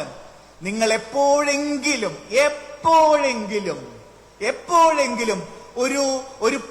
ഒരു വേദനിക്കുന്നവരെ കൈയെടുത്ത് അവന്റെ കണ്ണുകളിലേക്ക് നോക്കിയിട്ടുണ്ടോ? അത് മാർപ്പാപ്പ ചോദിച്ച ഒരു ചോദ്യം കൂടി ഞാൻ ഈ വേളയിൽ നിങ്ങളുടെ മുമ്പിലേക്ക് പരിഗണനയ്ക്കായിട്ട് വയ്ക്കുന്നത് മാത്രമേ ഉള്ളൂ. ക്രിസ്തു നമ്മളെ നിരന്തരം വെല്ലുവിളിക്കട്ടെ, നമ്മളെ നിരന്തരം പ്രചോദിപ്പിക്കട്ടെ. അവനെ കണക്കൊന്നും നമുക്ക് ജീവിക്കാനായില്ലെങ്കിൽ കൂടി അവൻ പോയ ദിശയിലെങ്കിലും നമുക്കൊന്ന് പോകാനാവണം. ഇത്തിരി വളഞ്ഞും പുളഞ്ഞൊക്കെ പൊക്കോട്ടെ, കുഴപ്പമില്ല. പക്ഷെ അവൻ പോയ ദിശയിലേക്ക് നമുക്ക് നടന്നു നീങ്ങാനാവണം. അതിന് ക്രിസ്തു നമ്മളെ അനുഗ്രഹിക്കട്ടെ, സഹായിക്കട്ടെ. ഇനി ബാക്കി കാര്യം അച്ഛൻ പറഞ്ഞിട്ട് നിങ്ങൾ ഒന്നുകൂടെ വരുമെന്ന് ഞാൻ വിചാരിക്കുന്നു. അഭിനന്ദ പിതാക്കന്മാരെയും ശ്രേഷ്ഠരായ വൈദികരെ, എന്റെ സഹോദരങ്ങളെ, നമ്മള് ഇത്രയും നേരം ഒന്ന് കണ്ടത് ബൈ ദ ബൈ പുതിയ കാര്യങ്ങളൊന്നുമില്ല കേട്ടോ. നമുക്ക് ഈ 2000 കൊല്ലം പഴക്കമുള്ള കാര്യങ്ങളാ പറയാനുള്ളത്. വളരെ ചെറിയ കാര്യങ്ങൾ. ഇതൊന്നും ഈ ദൈവം എന്ന് പറയുന്നത് ഒട്ടും കോംപ്ലിക്കേറ്റഡ് ആയിട്ടൊരു സംഭവമല്ല. നിങ്ങൾക്കറിയാമല്ലോ അത്. യേശു പറഞ്ഞ കാര്യങ്ങള് ഒരക്ഷരാഭ്യാസം പോലും ഇല്ലാത്ത മുക്കുവന്മാർക്ക് മനസ്സിലായ കാര്യങ്ങളാണ്. ദൈവം ഒട്ടും സങ്കീർണമല്ല. സങ്കീർണമാണെങ്കിൽ അത് ദൈവം അല്ലെന്നുള്ളതാണ്. കാരണം ദൈവത്തിന്റെ പേര് അബ്ബ എന്നാണ്. എന്റെ അമ്മയ്ക്ക് മനസ്സിലാകാത്ത ഒരു ദൈവമല്ല എന്ന് ഞാൻ വിചാരിക്കുന്നു. അന്നത്തെ അക്ഷരാഭ്യാസം ഇല്ലാത്തവർക്ക് മനസ്സിലായെങ്കിൽ പിന്നെ എങ്ങനെയാണ് നമുക്ക് മനസ്സിലാകാതെ പോണത്?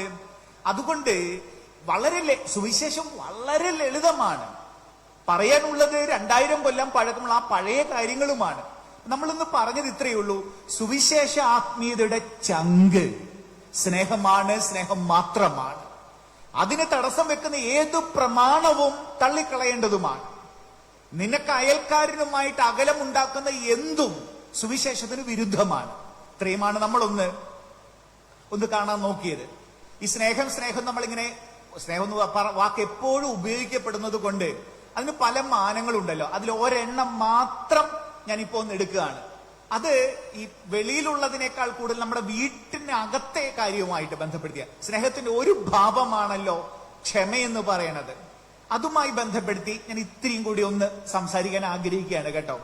ആ സ്നേഹം നമുക്ക് മാറ്റിവെച്ചിട്ട് അതിന്റെ ഒരു ഭാവം ക്ഷമ, അതിനെക്കുറിച്ച് ഇത്തിരി ഒന്ന് സംസാരിക്കട്ടെ.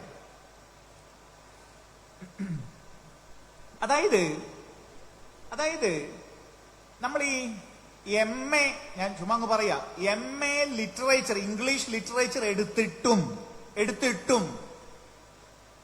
ABCD അറിയാൻ പറ്റാതെ വരുന്ന ഒരു പരിപാടി നമ്മുടെ ജീവിതവുമായിട്ട് ബന്ധപ്പെടുത്തി ഉണ്ടെന്നാണ് എനിക്ക് തോന്നുന്നത്. അതായത് ഇത്രയേറെ ദൈവത്തെക്കുറിച്ച് നമ്മൾ ധ്യാനിക്കുമ്പോഴും എങ്ങനെയാണ് 1ാം ക്ലാസ്സിൽ അവൻ പറഞ്ഞ ചില കാര്യങ്ങൾ നമുക്ക് മറക്കാൻ പറ്റുന്നത് എങ്ങനെയാണ്? അതായത് എന്റെ സഹോദരങ്ങളെ, നമ്മൾ കുമ്പസാരം എന്ന കൂദാശ സ്വീകരിക്കുന്നവരാണല്ലോ, വിശുദ്ധ കുർബാനയ്ക്ക് അണയുന്നവരാണ് നമ്മളൊക്കെ, എല്ലാവരും അണയുന്നവരാണ്. എന്താണ് ഈ വിശുദ്ധ കുർബാനയിലൂടെ നമ്മൾ ശ്രമിക്കണത്, എന്താണ് കുമ്പസാരത്തിലൂടെ നമ്മൾ ശ്രമിക്കണതൊക്കെ നമുക്കറിയാം. ദൈവവുമായിട്ട് പരമാവധി അടുക്കണം, ഇതാണല്ലോ നമ്മുടെ ഒരു ശ്രമം. പ്രത്യേകിച്ചും കുമ്പസാരമൊക്കെ ദൈവവുമായിട്ട് പരമാവധി അടുക്കണം. എങ്ങനെയാണ് നമ്മൾ ശ്രമിക്കുന്നത്? ദൈവത്തിൽ നിന്നും ക്ഷമ സ്വീകരിക്കണം. കുമ്പസാരത്തിലൊക്കെ പ്രധാനമായിട്ടും ദൈവത്തിൽ നിന്നും ക്ഷമ കിട്ടുകയാണല്ലോ. നിങ്ങൾക്ക് സുവിശേഷത്തിൽ നിന്നും ഈ ദൈവവുമായിട്ട് നമ്മുടെ പാപങ്ങൾ ഏറ്റുപറഞ്ഞാൽ ദൈവവുമായിട്ട് അനുരഞ്ജനം സാധിക്കുമെന്ന് സുവിശേഷത്തിൽ നിന്ന് എവിടെ നിന്നാണ് ഒരു തെളിവ് തരാൻ പറ്റുമോ? ദൈവവുമായിട്ട് നേരിട്ട് പാപങ്ങൾ പറഞ്ഞ്, അച്ഛനിലൂടെ വൈദികനിലൂടെ പാപങ്ങൾ പറഞ്ഞ് ദൈവയുടെ അനുരഞ്ജനം സാധ്യമാകുമെന്ന് സുവിശേഷത്തിൽ നിന്ന് തെളിയിക്കാൻ പറ്റുമോ? നടക്കാത്ത കാര്യമാണത്. നടക്കാത്ത കാര്യമാണത്. യേശു അങ്ങനെ പറഞ്ഞിട്ടില്ല. യേശു പക്ഷെ മറ്റൊന്ന് പറഞ്ഞു കേട്ടോ, മറ്റൊന്ന് പറഞ്ഞു. എങ്ങനെയാണെന്നറിയാവോ? ഇത് നമ്മളെ നിരന്തരം ഓർമ്മിപ്പിക്കാനായിരിക്കാം. യേശു നമ്മളെല്ലാ ദിവസവും ആ പ്രാർത്ഥന ചെല്ലണം, സ്വർഗസ്ഥനായ ഞങ്ങളുടെ പിതാവേ. ഞാൻ ചെല്ലുന്ന രീതിയിൽ അങ്ങ് പറയുകയാണ്, നിങ്ങൾ ഇത്തിരി വ്യത്യാസം ഉണ്ടായിരിക്കെങ്കിലും, ഞങ്ങളുടെ കടങ്ങളും പാപങ്ങളും ഞങ്ങൾ ക്ഷമിച്ചതുപോലെ ഞങ്ങളോടും ക്ഷമിക്കണമേ. ഞങ്ങളുടെ പാപങ്ങളും കടങ്ങളും ഞങ്ങളുടെ ശത്രുക്കളോട് ഞങ്ങൾ ക്ഷമിച്ചതുപോലെ. കണ്ടീഷൻ ഉണ്ട് കേട്ടോ, ഞങ്ങളുടെ ശത്രുക്കളോട് ഞങ്ങൾ ക്ഷമിച്ചതുപോലെ നീ ഞങ്ങളുടെ കടങ്ങളും പാപങ്ങളും ക്ഷമിക്കണമേ. അതായത് അവനിൽ നിന്നും ക്ഷമ കിട്ടാനുള്ള ഒരേ ഒരു മാനദണ്ഡം നിന്റെ ശത്രുവിനോട് ക്ഷമിക്കുക എന്നത് മാത്രമാണ്. അതിനുള്ള കൃപയും കരുത്തുമാണ് കുമ്പസാരം എന്ന കൂദാശയിലൂടെ നമ്മൾ സ്വീകരിക്കുന്നത്. അതിനുള്ള കൃപയും കരുത്തും അവൻ തന്നെ, നിങ്ങൾ ഏതളവിൽ ക്ഷമിക്കുന്നുവോ അതേ അളവിൽ നിങ്ങളോട് ക്ഷമിക്കപ്പെടും എന്ന് തന്നെയല്ലേ അവൻ പറഞ്ഞു. വേറൊന്നു കൂടെ കേട്ടോ, സ്വർഗസ്ഥനായ പിതാവ് എന്നുള്ള പ്രാർത്ഥന അവൻ പഠിപ്പിക്കുന്നുണ്ടല്ലോ, മത്തായിയുടെ എല്ലാ സുവിശേഷത്തിലും ഉണ്ട്. എന്നിട്ട് ആ സ്വർഗസ്ഥനായ പിതാവെ അങ്ങനെ പോകുന്നു. എന്നിട്ട് അതിനുശേഷം ഒരു വിശദീകരണം യേശു നൽകുന്നുണ്ട്. ആ മുഴുവൻ പ്രാർത്ഥനയില് യേശു വിശദീകരണം നൽകുന്ന ഒരേ ഒരു കാര്യം ക്ഷമയുമായി ബന്ധപ്പെടുത്തിയതാണ്. അപ്പോ ആ സ്വർഗസ്ഥനായ പിതാവ് എന്നുള്ള പ്രാർത്ഥനയിൽ പോലും ഏറ്റവും പ്രധാനപ്പെട്ടത് ക്ഷമയാണെന്ന് വരുന്നില്ലേ സഹോദരങ്ങളെ? മറ്റൊന്ന്, കുർബാനയിലേക്ക് വരൂ. നിങ്ങൾ കുർബാനയിലേക്ക് വരൂ. ആരാണ് നിങ്ങളോട് പറഞ്ഞത് വിശുദ്ധ കുർബാന നന്നായിട്ട് അർപ്പിച്ചാൽ ദൈവവുമായിട്ട് ഒന്നാകാൻ പറ്റുന്ന? ആരാണ് നിങ്ങളോട് പറഞ്ഞത്? സുവിശേഷത്തിൽ തെളിയിക്കും നിങ്ങൾ.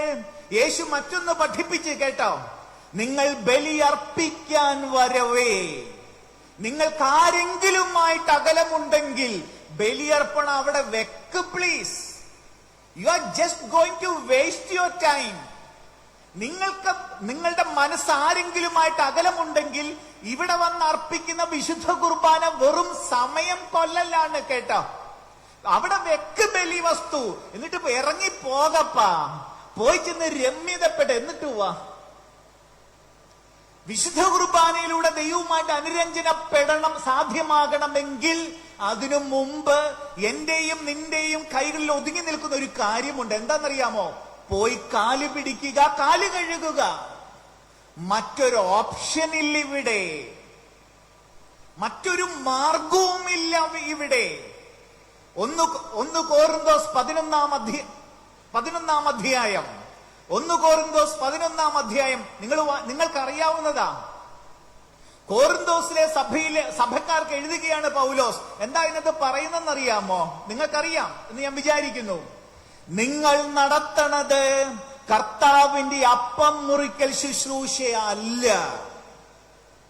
ഇത് കർത്താവിന്റെ കുർബാനയല്ല.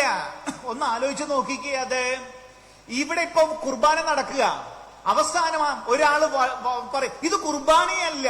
നമുക്ക് എന്തു തോന്നും? അതായത് കുർബാനയിലെ ഏതെങ്കിലും പ്രാർത്ഥന വിട്ടുപോയതല്ല, ഏത് രീതിയിൽ ചെയ്തു എന്നുള്ളതല്ല, കൃത്യമായിട്ട് അതിന്റെ റൂബ്രിക്സ് പാലിച്ചോ എന്നുള്ളതല്ല പൗലോസിന്റെ വിഷയം. ഇത് കുർബാനയല്ലാത്തതിനുള്ള ഒറ്റ കാരണമേ ഉള്ളൂ: നിങ്ങൾക്കിടയിൽ ഭിന്നിപ്പുണ്ട്. നിങ്ങൾക്കിടയിൽ ഭിന്നിപ്പുണ്ട്, അതുകൊണ്ട് ഇത് കുർബാനയല്ല. എല്ലാം ഒന്നാണ് കേട്ടോ. യേശു പറഞ്ഞതും പൗലോസ് പറഞ്ഞതും ഒക്കെ ഒന്നാ. ഇത് ഞാൻ ഞങ്ങളുടെ കുർബാനയൊന്ന് പറയട്ടെ. അതിന്റെ തുടക്കം എല്ലാ ആശയങ്ങളും ഒന്നാണല്ലോ, അതുകൊണ്ട് പറയുക. കുർബാനയുടെ തുടക്കം എന്താണെന്നറിയാമോ? തുടക്കം ഒരുമയോട് ഈ ബലി അർപ്പിക്കാം. അങ്ങനെ ആ പാട്ട് അന്നാ പെസഹ തിരുനാളിലോ ഒരുമയോട് ഈ ബലി. ഇത് ഒരുമയില്ലെങ്കിൽ ഇറങ്ങി പൊക്കോളാനാണ് മറ്റൊരു ധ്വനി. ഒരുമയിൽ ഇവിടെ നിന്നിട്ട് കാര്യമില്ലപ്പാ. അതിനുശേഷം ഒന്ന് പറയുന്നേ ഉള്ളു കേട്ടോ. വിശുദ്ധ കുർബാന സ്വീകരിക്കുമല്ലോ നമ്മള്. വിശുദ്ധ കുർബാന സ്വീകരിക്കും. അതിനു മുമ്പ് ഒരു പ്രാർത്ഥനയുണ്ട്. നമുക്ക് ഈ വിശുദ്ധ കുർബാന സ്വീകരണത്തിന് അയോഗ്യത എന്താ? വിശുദ്ധ കുർബാന സ്വീകരിക്കണ അയോഗ്യത നമ്മളൊക്കെ സെക്സുമായി ബന്ധപ്പെട്ടതാണല്ലോ, ശരീരവുമായിട്ട് ബന്ധപ്പെട്ട പ്രശ്നങ്ങളാണ് നമ്മുടെ പ്രശ്നങ്ങൾ. വേറൊരു പ്രശ്നവും ഇല്ല ഇവിടെ.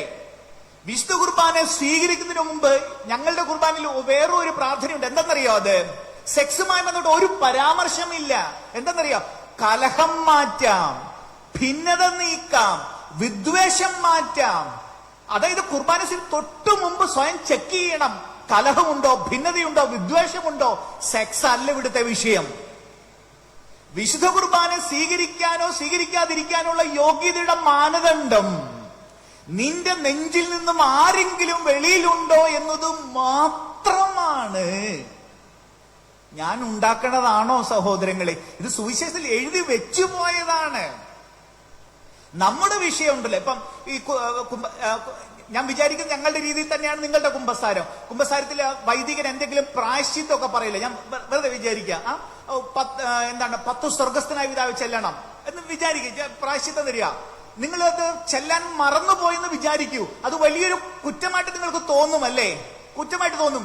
പക്ഷേ എത്ര കുമ്പസാരിച്ചാലും നമ്മുടെ നെഞ്ചാരെങ്കിലുമായിട്ട് അകലം സൂക്ഷിക്കുന്നുണ്ടെങ്കിൽ, തല കുത്തി നിന്ന് കുമ്പസാരിച്ചാലും അവനുമായിട്ട് ഒരു അനുരഞ്ജനം സാധ്യമല്ല. അവന്റെ വാക്കുകൾ മറ്റൊന്നുമല്ല സഹോദരങ്ങളെ, ക്ഷമിക്കുക. മറ്റൊരു ഓപ്ഷൻ ഇല്ലെന്നുള്ളതാണ് ഇവിടെ. ഇതൊക്കെ എത്ര നമ്മൾ കേട്ടിരിക്കുന്നു. അതുകൊണ്ട് നമ്മൾ ഇത്തിരി റീസണബിൾ ആയിട്ട് അതിനെ ഒന്ന് കാണാൻ പോവുക. എന്തുകൊണ്ട് ക്ഷമിക്കണം? നമ്മൾ ഇത് ഇത്ര നേരം പറ്റിയ സുവിശേഷമാ. ഇനി നമ്മൾ ഇത്തിരി ലോജിക് ഒന്ന് വർക്ക് ചെയ്യുക. അതായത് റീസണബിൾ ആകുമ്പോ കുറച്ചുകൂടി അതിനെക്കുറിച്ച് നമുക്ക് പ്രവൃത്തിയിലേക്ക് കൊണ്ടുവരാൻ എളുപ്പമുണ്ടെന്ന് ഞാൻ വിചാരിക്കുന്നു. അതുകൊണ്ട് വൈ ഷുഡ് വി ഫൊർഗീവ്? ക്ഷമയുടെ കാരണത്തെ കാര്യകാരണ സഹിതം ഒന്ന് പറയാൻ നോക്കുവാണ്. വലിയ കാര്യമല്ലായിരിക്കാം, പക്ഷെ ഏതെങ്കിലും വിധത്തിൽ ആരെയെങ്കിലും സഹായിച്ചാൽ എന്നൊരു ധാരണയോടെ അതിലേക്കൊന്ന് കടക്കുക. എന്തുകൊണ്ട് ഞാൻ ക്ഷമിക്കണം? നമ്മുടെ മലയാളികളുടെ ഒരു പ്രയോഗമില്ലേ? നമുക്കറിയാം, വെട്ടാൻ വരുന്ന പോത്തിന്റെ അടുത്ത് വേദാന്തം ഓതിയിട്ട് കാര്യമില്ല. നമുക്കറിയാവുന്ന പോത്ത് വെട്ടാനായിട്ട് ഇങ്ങനെ കൊമ്പും കുലുക്കി വരുമ്പോ നമ്മൾ സുവിശേഷം എടുത്തോണ്ട് നിന്നാല് പോത്ത് നമ്മളെ കൊണ്ടുപോകും, സുവിശേഷം കൊണ്ടുപോകും. ജീവിച്ചിരുന്നിട്ട് വേണ്ട ഇതൊക്കെ ഒന്ന് ചെയ്യാൻ. ഇതാണ് നമ്മുടെ ന്യായമായ മറുപടി. യേശു പറയുന്നു മറ്റേ കർണം കാണിക്ക്, പിന്നെ 2 മൈൽ ദൂരം നടക്ക് എന്നൊക്കെ പറയുന്നുണ്ട്. ഇതൊക്കെ തത്വമാണ്. ഏട്ടിലെ പശു പുല്ല് തിന്നത്തില്ലല്ലോ. സ്വാമി വിവേകാനന്ദൻ പറയും, തീക്ക് ചൂടില്ലെന്ന് 100 വേദം പറഞ്ഞാലും ഞാൻ വിശ്വസിക്കില്ല. പ്രായോഗികമാവണ്ടേ കാര്യങ്ങള്.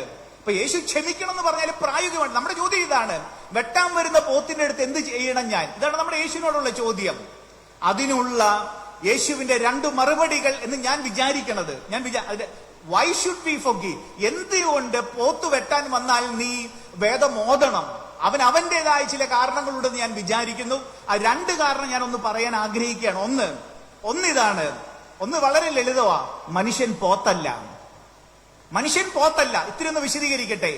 എന്താണ് സഹോദരങ്ങളെ ബൈബിൾ പറയണത്? മനുഷ്യൻ പോത്താണെന്നാണോ അതോ ദൈവമാണെന്നാണോ? ദൈവം തന്റെ രൂപത്തിലും ഛായയിലും സൃഷ്ടിച്ചത് ഓരോ മനുഷ്യനും. നിങ്ങൾ ശരിക്കും കാണ്. നിങ്ങളുടെ വീട്ടിലുണ്ട്, നിങ്ങളുടെ അയൽപ്പക്കത്തുണ്ട്, നിങ്ങളുടെ അമ്മായിപ്പനുണ്ട്, അമ്മായിപ്പൻ ആരെങ്കിലും ഒക്കെ ഉണ്ട് ശരിക്കും പോത്ത് കണക്കിരിക്കണത്. അയാളെ വെച്ചുകൊണ്ട് നമുക്കൊന്ന് സംസാരിക്കാം. ഇവനെ കുറിച്ചും അവളെ കുറിച്ചും ദൈവം പറയണത് ദൈവത്തിന്റെ രൂപത്തിലും ഛായയിലുമാണ് ഓരോ മനുഷ്യനുമെന്ന് തന്നെയാണ്. എന്നിട്ടും എങ്ങനെയാണ് ഇവിടെ പിശാചുക്കൾ ഉണ്ടാവണം എന്ന് പറഞ്ഞ നമ്മുടെ ചോദ്യം. നമ്മളെ മുറിവേൽപ്പിച്ച, നമ്മളുടെ പുറത്തിനിട്ട് കുത്തി ഈ പിശാചുക്കൾ എങ്ങനെ ഇവിടെ ഉണ്ടായത്? എങ്ങനെയാ ഉണ്ടായത്? അതിനുത്തരം എനിക്ക് തന്നത് എന്റെ ചിന്തയിൽ വിരിഞ്ഞതല്ല. ഞങ്ങളുടെ സമൂഹത്തിൽപ്പെട്ട ഒരു, നിങ്ങൾക്കറിയാം പലർക്കും, ഫാദർ ബോബി ജോസ് കട്ടിക്കാട്, അച്ഛന്റെ പുസ്തകത്തിലുള്ള ഒരു ചോദ്യവും ഉത്തരവും ഞാൻ പറയട്ടെ. എങ്ങനെയാണ് ദൈവത്തെ പോലെ സൃഷ്ടിക്കപ്പെട്ടവർ പിശാചായി മാറണത്? എങ്ങനെയാണ്? ബോബി അച്ഛന്റെ ഉത്തരം, അദ്ദേഹം ഒരു ചോദ്യം ചോദിക്കുന്നുണ്ട്. ഭൂമിയിലേക്കും വെച്ച് ഏറ്റവും ക്രൂരനായ മൃഗം ഏതാണ്? അച്ഛന്റെ മറുപടി, ഭൂമിയിലേക്ക് വെച്ച് ഏറ്റവും ക്രൂരനായ മൃഗം മുറിവേറ്റ മൃഗമാണ്. സിംഹമോ പാമ്പോ ഒന്നുമല്ല, മുറിവേറ്റ മുയല് പോലും വളരെ ക്രൂരനായിട്ട് മാറും. ഭൂമിയിലെ ഏറ്റവും ക്രൂരനായ മൃഗം. നിങ്ങൾ നോക്കിക്കോ. ബോബി അച്ഛനെ വിട്ടിട്ട് നമുക്ക് മുമ്പോട്ട് പോകാം. ഒരു മുയലിന് മുറിവേറ്റ അത് ഭീകരമായിട്ട് നമ്മളോട് പ്രതികരിക്കും. അതിനർത്ഥം വളരെ ശാന്തനായ ഒരു മുയല് പോലും മുറിവേറ്റാൽ ക്രൂരനായി മാറുന്നുണ്ടെങ്കിൽ, ദൈവത്തിന്റെ രൂപത്തിലും ഛായയിലും സൃഷ്ടിക്കപ്പെട്ട മനുഷ്യൻ പിശാചായി മാറുന്നത് മുറിവേറ്റതുകൊണ്ടാണ്. അവനെ കൂടുതൽ മുറിവേൽപ്പിച്ച് നിങ്ങൾക്ക് അവനെ വീണ്ടെടുക്കാനാകില്ല. സിമ്പിൾ. ദൈവം കണക്കുള്ള മനുഷ്യൻ മുറിവിലൂടെയാണ് പിശാചായി മാറിയതെങ്കിൽ കൂടുതൽ മുറിവേൽപ്പിച്ച് ആ പിശാചിനെ വീണ്ടെടുക്കാനാകില്ല. അവിടെയാണ് ക്ഷമിച്ചേ പറ്റൂ, കാല് പിടിച്ചേ പറ്റൂ എന്ന് വരണത്. അവിടെയാണ് സഹോദരങ്ങളെ. വെറുതെ ഒരു സംഭവം മീൻസ് സുവിശേഷത്തിലേക്ക് വരികയാണ്. യേശു ഇങ്ങനെ നടന്നു പോകുമ്പോ ഒരു ചെറുപ്പക്കാരനെ, മോനെ നിന്റെ പേരെന്താണ്? അയാൾ പറയുന്ന എന്റെ പേരാണ് പിശാജ്. ഒന്ന് ആലോചിച്ച് നോക്കൂ. ഒരു ചെറുപ്പക്കാരൻ അവനെ കുറിച്ച് പറയും ഞാൻ ലഗിയോൻ. അവനെ കുറിച്ച് പറയും ഞാൻ പിശാജാണെന്ന്. ഇതാരാണ് അവനോട് പറഞ്ഞു കൊടുത്തത്? അവന്റെ മാതാപിതാക്കൾ പറഞ്ഞു നിന്നെ കൊണ്ടൊന്നിനും കൊള്ളില്ല. അവന്റെ ഭാര്യ പറഞ്ഞു നീ കഴിവില്ലാത്തവനാണ്. അവന്റെ കൂട്ടുകാർ പറഞ്ഞു നിന്നെ കൊണ്ട് എന്തിനു കൊള്ളാം. അങ്ങനെ അവന് തോന്നി ഈ ശവകുടീരങ്ങൾക്കിടയിൽ കഴിയാം. ഇതാണ് എന്നെ കുറ്റപ്പെടുത്തില്ലല്ലോ. അതുകൊണ്ടാണ് he felt at home there.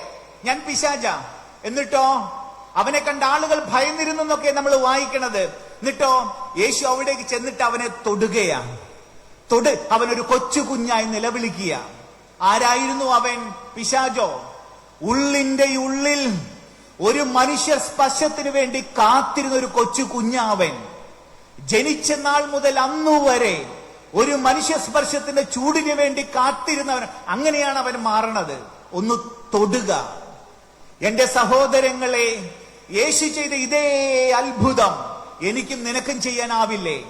ഇതേ അത്ഭുതം എനിക്ക് നിനക്കും നമ്മുടെ വീട്ടിൽ ചെയ്യാനാകും. കേട്ടോ, വീട്ടിൽ ചെയ്യാൻ പറ്റുമെന്നതിന് തെളിവായിട്ട് ഒരു സംഭവം പറയട്ടെ. ഞാൻ വീട്ടിലായിരുന്ന സമയം, സ്കൂളിൽ പഠിച്ചിരുന്ന സമയം, എന്റെ ഓർമ്മ ശരിയാണ് 4ലോ 5ലോ ഒക്കെ ആയിരുന്ന സമയത്ത് വീട്ടിൽ, ഞാൻ 4ലോ 5ലോ ആണ്. വീട്ടിലേതോ അതിഥി വരുമ്പോ അതിഥിക്ക് കൊടുക്കാനായിട്ട് കുറച്ച് ബേക്കറി സാധനങ്ങളൊക്കെ വാങ്ങിച്ചു വെച്ചിരുന്നു. പക്ഷെ അതിഥി വന്നപ്പോ കൊടുക്കാൻ ഒന്നുമില്ല, മൊത്തം ഞാൻ തീർത്തിരുന്നു. അങ്ങനെ പിടിക്കപ്പെട്ടെന്ന് മനസ്സിലായി. ഞാനിങ്ങനെ കതകിന് പുറകിൽ ഇങ്ങനെ മറഞ്ഞിരിക്കുക. അപ്പൊ എന്റെ വല്യമ്മ, എന്റെ അപ്പന്റെ അമ്മ കലിതുള്ളി പറയുന്നത് കേട്ടു. ഒരു സാധനം വെച്ചാൽ കാണത്തില്ലല്ലോ, ഇവൻ ഇങ്ങനെയായാലും ഒരു വലിയ കള്ളനായി മാറുമെന്നൊക്കെ പറഞ്ഞുകൊണ്ടിരിക്കുക. അപ്പൊ എന്റെ അമ്മ പറയുന്നത് ഞാൻ കേട്ടു. എന്റെ അമ്മ വല്യമ്മയെ വിളിക്കുക. അമ്മ, അവനെ കള്ളനൊന്നും പറയാതെ, അവൻ നമ്മുടെ മോനാണ്. തൊണ്ടിയോടുകൂടി പിടിക്കപ്പെട്ടപ്പോഴും എന്റെ അമ്മ എന്നെ മാറോട് ചേർത്ത് നിർത്തി പറയണത്, കുട്ടി നീ കള്ളനല്ല, എന്റെ മോനാണെന്നാണ്. യേശു ചെയ്ത അതേ കാര്യം. നീ പിശാചല്ല, നീ എന്റെ സഹോദരനാണ്. ഒന്ന് തൊടുകയെന്നുള്ളതാ,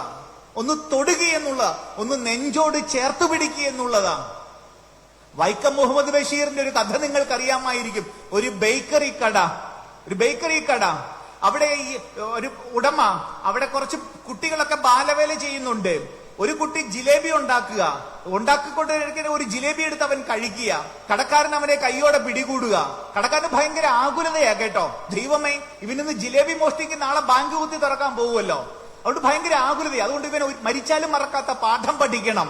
എന്നിട്ടോ മരിച്ചാലും മറക്കാത്ത പാഠം പഠിക്കണം. ഈ കുഞ്ഞിന്റെ കൈ പിടിച്ച് തിളച്ച എണ്ണയിലേക്ക് മുക്കുക. നിങ്ങൾ എന്ത് പറയുന്നു?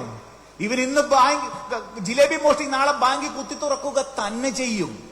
ഒരു ശിക്ഷയ്ക്കും ഒരു മാറ്റി നിർത്തലിനും ഒരു ക്ഷമിക്കാതിരിക്കലിനും ഇന്നുവരെ ആരെയും വീണ്ടെടുക്കാനായിട്ടില്ല സഹോദരങ്ങളെ. ഒരു മാറ്റി നിർത്തലിനും ഇന്നുവരെ ആരെയും വീണ്ടെടുക്കാനായിട്ടില്ല.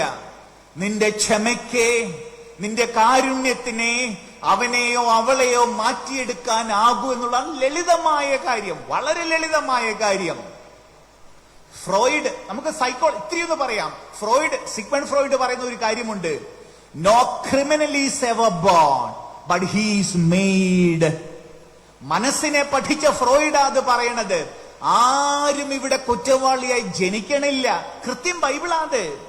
ആരും ഇവിടെ കുറ്റവാളിയായി ജനിക്കണില്ല. അവൻ അങ്ങനെ ആക്കി തീർക്കപ്പെടുകയാ.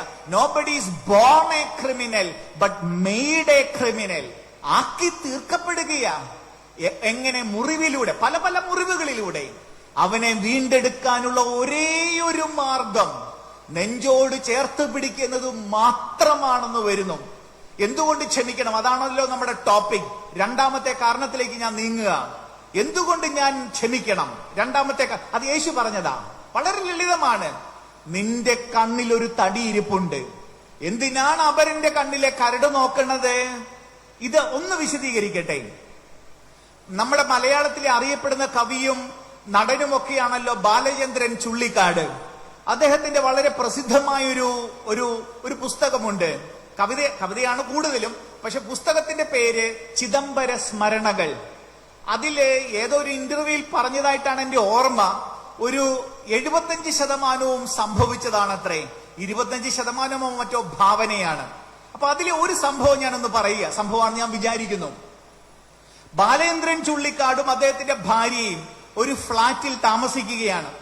ചുള്ളിക്കാടിന് എവിടെയോ ഏതോ ഓഫീസിൽ ജോലി, ഭാര്യ എവിടെയോ പഠിപ്പിക്കുന്നു. ഒരു ദിവസം ഈ ചുള്ളിക്കാട് രാവിലെ എഴുന്നേറ്റപ്പോ പുള്ളിക്ക് ഓഫീസിൽ പോകാൻ ഒരു മൂഡ് തോന്നണില്ല. ഈ കവികൾക്ക് എഴുത്തുകാർക്ക് മൂടെന്ന് പറഞ്ഞ പരിപാടി ഉണ്ടല്ലോ. അപ്പൊ പുള്ളിക്കാരൻ എനിക്കിന്ന് ഓഫീസിൽ പോകാൻ ഒരു മൂഡില്ല, നീ പൊക്കോ, നീ പഠിപ്പിക്കാൻ പൊക്കോ. അങ്ങനെ അന്ന് ചുള്ളിക്കാടിന് മൂടുള്ളത് ഇരുന്ന് വായിക്കാനാ. അപ്പൊ ഭാര്യ പോയി ഇയാള് ഫ്ളാറ്റിലിരുന്ന് വായിക്കുക. ഇയാള് വായിക്കുന്നത് 1000 ദിവസം നീണ്ടുനിന്ന വിയറ്റ്നാം യുദ്ധചരിത്രമാണ്. നമുക്കറിയാലോ, ആ വിയറ്റ്നാം യുദ്ധത്തില് അമേരിക്ക എങ്ങനെ വിയറ്റ്നാം തോൽപ്പിച്ചു എന്ന് നമുക്കറിയാം. ഒരു ചെറിയ രാഷ്ട്രം ആ മുതലാളിത്ത രാഷ്ട്രത്തെ തോൽപ്പിച്ച സംഭവ ചരിത്രം ഇയാൾ വായിച്ചുകൊണ്ടിരിക്കുക. ഇത് വായിക്കുമ്പോൾ ഇയാൾ ഇങ്ങനെ കോരിത്തരിക്കുക. ഇയാളിങ്ങനെ വിചാരിക്കും, ഞാനും ഇതുപോലെ പാവപ്പെട്ടവരുടെ സമരങ്ങളിൽ പങ്കെടുക്കും, പാവപ്പെട്ടവരെ ഏതെങ്കിലും വിധത്തിൽ ഞാൻ സഹായിക്കും. ഇങ്ങനെയൊക്കെ വിചാരിച്ചുകൊണ്ടാണ് ഇയാൾ ഇങ്ങനെ വായിച്ചുകൊണ്ടിരിക്കുന്നത്. അങ്ങനെ വായിച്ചു വരവേ അയാളുടെ ഫ്ളാറ്റിന്റെ വാതിൽക്കൽ ഒരു മുട്ട്. വാതിൽ തുറന്നു നോക്കിയപ്പോൾ വീടാന്തരം കയറി ഇറങ്ങി സാധനങ്ങൾ വിൽക്കുന്ന ഒരു പാവം സ്ത്രീ. സാധനങ്ങൾ വാങ്ങാനെന്ന വ്യാജേന ഇയാൾ ഇവളെ മുറിക്കകത്ത് വീട്ടിലേക്ക് കയറ്റുന്ന അവളെ കയറി പിടിക്കുന്നു. ഞെട്ടിത്തരിച്ചു പോകുന്ന അവൾ അയാളുടെ കരണത്തടിച്ചിട്ട് ബാഗും എടുത്ത് ഓടുന്നതിനിടയ്ക്ക് പറയുന്നുണ്ട്, സാറേ, സാറിനെ പോലുള്ളവർ ഇത്രയും പിശാചുക്കളാണെന്ന് ഞാൻ അറിഞ്ഞിരുന്നില്ല. എന്നിട്ട് ബാലേന്ദ്രൻ ചുള്ളിക്കാടെന്ന മനുഷ്യൻ സത്യസന്ധനായതുകൊണ്ട് ലോകം മുഴുവൻ വായിക്കാനായിട്ട് എഴുതി വെച്ചു.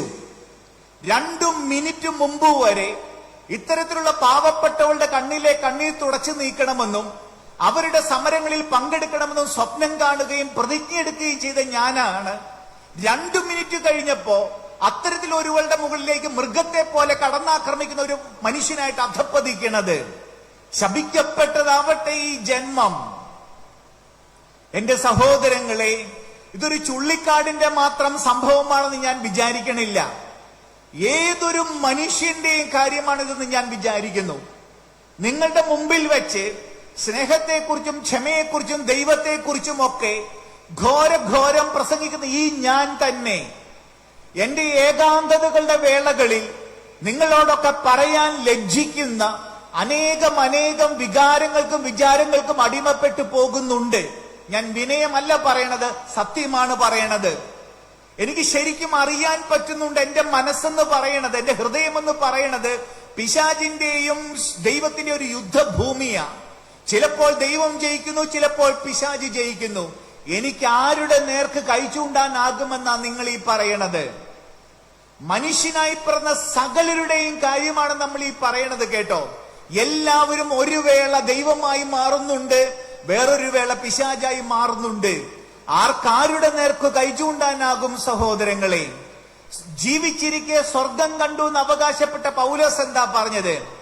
ജീവിച്ചിരിക്കെ സ്വർഗം കണ്ട ആളാണ് കേട്ടോ പൗലോസ്. അയാൾ പറഞ്ഞത് എന്താണെന്ന് നിങ്ങൾക്കറിയാം. എന്റെ ശരീരത്തിൽ ഒരു മുള്ളുണ്ട്, ഞാൻ ദുർഭഗനായ മനുഷ്യൻ, ഞാൻ ആഗ്രഹിക്കുന്ന നന്മയൊന്ന്, ചെയ്തു പോകുന്ന തിന്മ മറ്റൊന്ന്. ഇതേതൊരു മനുഷ്യരോടുള്ള ബലഹീനത. മൂന്നാമതൊരാൾക്ക് പണം, നാലാമതൊരാൾക്ക് കസേര, അഞ്ചാമതൊരാൾക്ക് മറ്റൊന്ന്. പണത്തോട് ആസക്തിയുള്ള നിനക്ക് ശരീരത്തിന്റെ ആസക്തിയുള്ള എനിക്ക് നിനക്ക് എങ്ങനെ കൈ ചൂണ്ടാൻ പറ്റുമെന്നാ നിങ്ങൾ ഈ പറയണത്? എല്ലാവരും ബലഹീനർ, എല്ലാം. അതുകൊണ്ട് ഒരൊറ്റ മാർഗമേ ഉള്ളൂ, കൈ ചൂണ്ടരുത്, കൈ കോർത്തു പിടിക്കുക, കൈ കോർത്തു പിടിക്കുക. മറ്റൊരു ഓപ്ഷൻ ഇല്ല ഇവിടെ. കരുണാമൂർത്തിയായ ദൈവത്തിൽ നിന്നും കരുണ സ്വീകരിക്കാനുള്ള ഒരേയൊരു മാനദണ്ഡം കരുണ കൊടുക്കുക എന്നത് മാത്രമാണ്. ലൂക്ക 6:36 നിങ്ങളുടെ ദൈവമായ കർത്താവ്, ലൂക്ക 6:36 നിങ്ങളുടെ ദൈവമായ കർത്താവ് കരുണയുള്ളവനായിരിക്കുന്നത് പോലെ നിങ്ങളും കരുണ കാണിക്കുക. മറ്റൊരു ഓപ്ഷൻ ഇല്ല.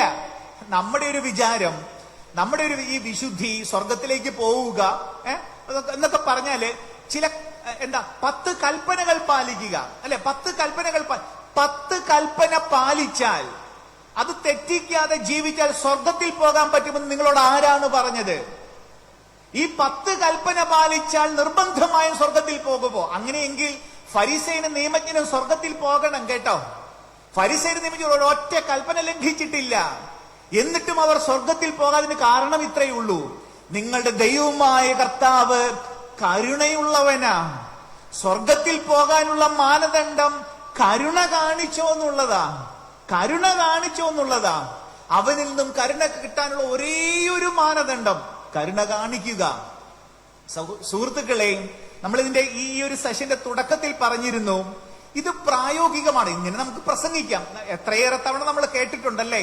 ഇത് പ്രായോഗികമാണ്. നമ്മൾ പറയാറില്ലേ, ഇത് ഇന്ന് പള്ളി പറഞ്ഞാൽ മതി എന്ന്. കാരണം ഈ പള്ളി പറഞ്ഞ കാര്യങ്ങൾക്കൊക്കെ ഇത്രയ്ക്ക് പ്രസക്തിയുള്ളതെന്ന് നമുക്കറിയാം. അങ്ങനെയുള്ളൊരു ചോദ്യം ഉണ്ടാവാം, നിങ്ങൾക്കും എനിക്കും ഉണ്ടാവാം. അതിനും കൂടെ ഒരു മറുപടി ഞാൻ ഒന്ന് നൽകാൻ ആഗ്രഹിക്കുക.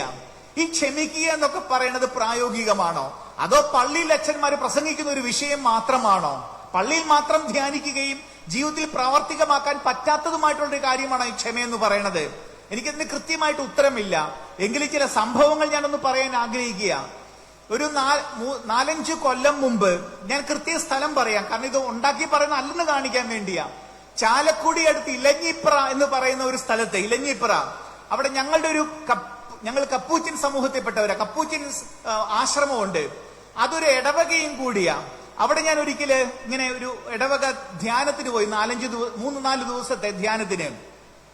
അങ്ങനെ ഇരിക്കെ ഒരു ദിവസം ഒരു യാക്കോബായ സമൂഹത്തിൽപ്പെട്ട ഒരു സ്ത്രീ അവിടെ വരികയാണ് എന്നെ കാണാനായിട്ട്. അതിരി ബാക്കി പുള്ളിക്കാരത്തി ചെയ്ത വലിയ കാര്യങ്ങൾ പറയാനല്ല എന്റെ അടുത്ത് വന്നത്. പുള്ളിക്കാരത്തി ഒരു പ്രശ്നം പങ്കുവെക്കാൻ വന്നതാ. അതിന് ആമുഖമായിട്ട് പറഞ്ഞത് ഞാൻ നിങ്ങളോടൊന്ന് പറയാൻ ആഗ്രഹിക്കുകയാണ്. അപ്പൊ പുള്ളിക്കാരത്തിക്ക് സാധാരണ ഒരു സ്ത്രീ, വളരെ ചെറിയ ജോലിയൊക്കെ ചെയ്ത് ജീവിക്കുന്ന ഒരു സ്ത്രീയാണ്. 3 പെൺകുട്ടികളാ, 3 പെൺകുട്ടികൾ. ഇവളുടെ ഭർത്താവും തമ്മിലുള്ള ജീവിതം തുടങ്ങുന്നു. അങ്ങനെയാണ് 3 കുട്ടികൾ. ഇവളെ മർദ്ദിക്കണത് എങ്ങനെയാണെന്നറിയോ? ഈ കള്ളു കുടിച്ചിട്ട് വന്നിട്ടുള്ള മർദ്ദനം, ചെരുപ്പ് ഇങ്ങനെ വായിക്കകത്തേക്ക് തള്ളി വെച്ചിട്ടാണ് അടിക്കണത്. കാരണം വെളിയിലേക്ക് സ്വരം പോകരുത്, നാട്ടുകാർ കേൾക്കുമല്ലോ. അങ്ങനെയുള്ള മർദ്ദനമാണ്. അങ്ങനെ 7 കൊല്ലം മർദ്ദിക്കുക, അതിനിടെ കുട്ടികള് ഉണ്ടാവുക. 7 കൊല്ലം കഴിഞ്ഞപ്പോ അയാൾക്ക് മടുത്തു. അങ്ങനെ അയാൾ നാട് വിട്ടങ്ങ് പോവുക. ഈ 3 പെൺപിള്ളേരെ കൊടുത്തിട്ട് ഇയാൾ കൂളായിട്ട് അങ്ങോട്ട് ഇറങ്ങി പോവുക. ഈ പിള്ളേരുമായിട്ട് ഇവള് വളർത്തിക്കൊണ്ട് വരിക. അങ്ങനെ കുറെ നാള് കഴിഞ്ഞപ്പോൾ ഇവള് കേൾക്കുക, ഭർത്താവിന് ക്യാൻസർ ആണ്. ഏതോ അനാഥാലയത്തിൽ അയാള് ഇപ്പൊ അഡ്മിറ്റാണ്. ഭർത്താവിന് ക്യാൻസർ ആണ്. ഇവള് ചെന്നു തിരിച്ചു പോവാ. അയാൾക്ക് കുറ്റബോധമുണ്ട്, അയാൾ വരാൻ കൂട്ടാക്കിയില്ല. പിന്നെയും ചെന്നു. അങ്ങനെ 2-3 തവണ ചെന്ന് ഈ സ്ത്രീ ഭർത്താവിനെ അനാഥാലയത്തിൽ പൊക്കിയെടുത്തുകൊണ്ട് വീട്ടിൽ കൊണ്ടുവരിക. 1 കൊല്ലം നന്നായിട്ട് നോക്കി, പിന്നെ അയാൾ മരിച്ചും പോയി. ഈ സ്ത്രീ ഇത് പറയാനല്ല വന്ന, വേറൊരു വിഷയം പറയാൻ വന്നതാ. പക്ഷെ ഇത് ആമുഖമായിട്ട് പറഞ്ഞതാ. ഇത് പറഞ്ഞ് തീരവേ എനിക്ക് വിശ്വസിക്കാനാ പറ്റണില്ല. ഞാൻ ചോദിച്ചേ, എന്നെക്കാൾ നല്ല പ്രായമുണ്ട്, ചേച്ചിക്ക് എങ്ങനെയാണ് ഇത് ചെയ്യാൻ പറ്റിയത്? ആ മറുപടിയാണ് എന്നെ അതിലും കൂടുതൽ അത്ഭുതപ്പെടുത്തിയത്. അതിനെന്താ വെച്ചാ, എന്റെ ഭർത്താവിനോട് ഞാനല്ലെങ്കിൽ പിന്നെ ആരാ? എന്റെ ഭർത്താവിനോട് ഞാനല്ലെങ്കിൽ പിന്നെ ആരാണ്? ഞാനെന്ന സന്യാസിയെ കൂളായിട്ടാണ് അവൾ തോൽപ്പിച്ചു തന്നത്. ഇത് 2000 കൊല്ലം മുമ്പ് യേശു പറഞ്ഞതാ കേട്ടോ. ബുദ്ധിമാന്മാർക്കും വിവേകികൾക്കും സുവിശേഷത്തിന്റെ രഹസ്യങ്ങൾ മനസ്സിലാകില്ല. പക്ഷെ ഈ പാവം സ്ത്രീക്കത് മനസ്സിലാകും, ശിശുക്കൾക്ക് മനസ്സിലാകും. ഇവിടെ അച്ഛന്മാർക്കും ഡോക്ടർമാർക്കും ഇതൊന്നും മനസ്സിലായിക്കില്ല. പക്ഷെ ഇവിടുത്തെ സാധാരണ ജനത്തിന് മനസ്സിലാകും.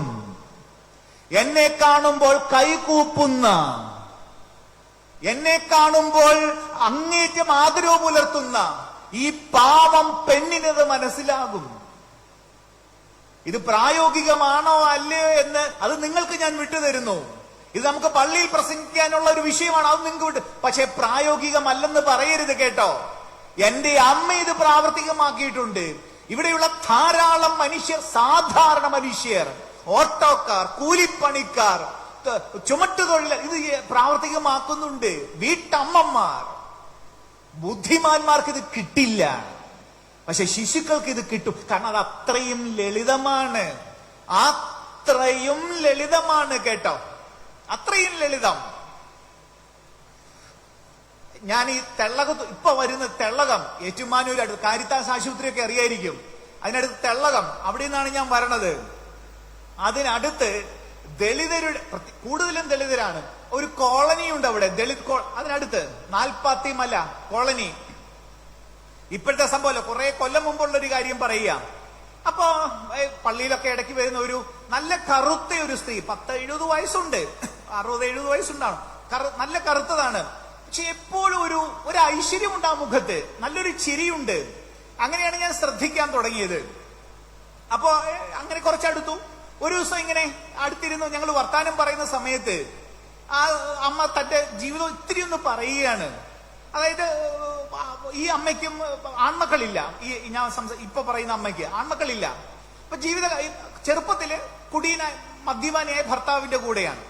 ഇപ്പൊ ഭർത്താവ് ഇല്ലെന്നാണ് എനിക്ക് തോന്നുന്നത്, എന്റെ ഓർമ്മ ശരിയാണെങ്കിൽ. ഇപ്പൊ ഒരു മോളുടെ ഭർത്താവ് ഒരു പോലീസുകാരൻ. ഇപ്പൊ ഈ മരുമകനും നന്നായിട്ട് കുടിക്കും. അപ്പൊ അമ്മ പറയാ, അച്ഛാ ചെറുപ്പം മുഴുവൻ കുടിയനായ ഭർത്താവിന്റെ കൂടെ, ഇപ്പൊ പ്രായമായപ്പോ കുടിയനായ മരുമകന്റെ കൂടെ.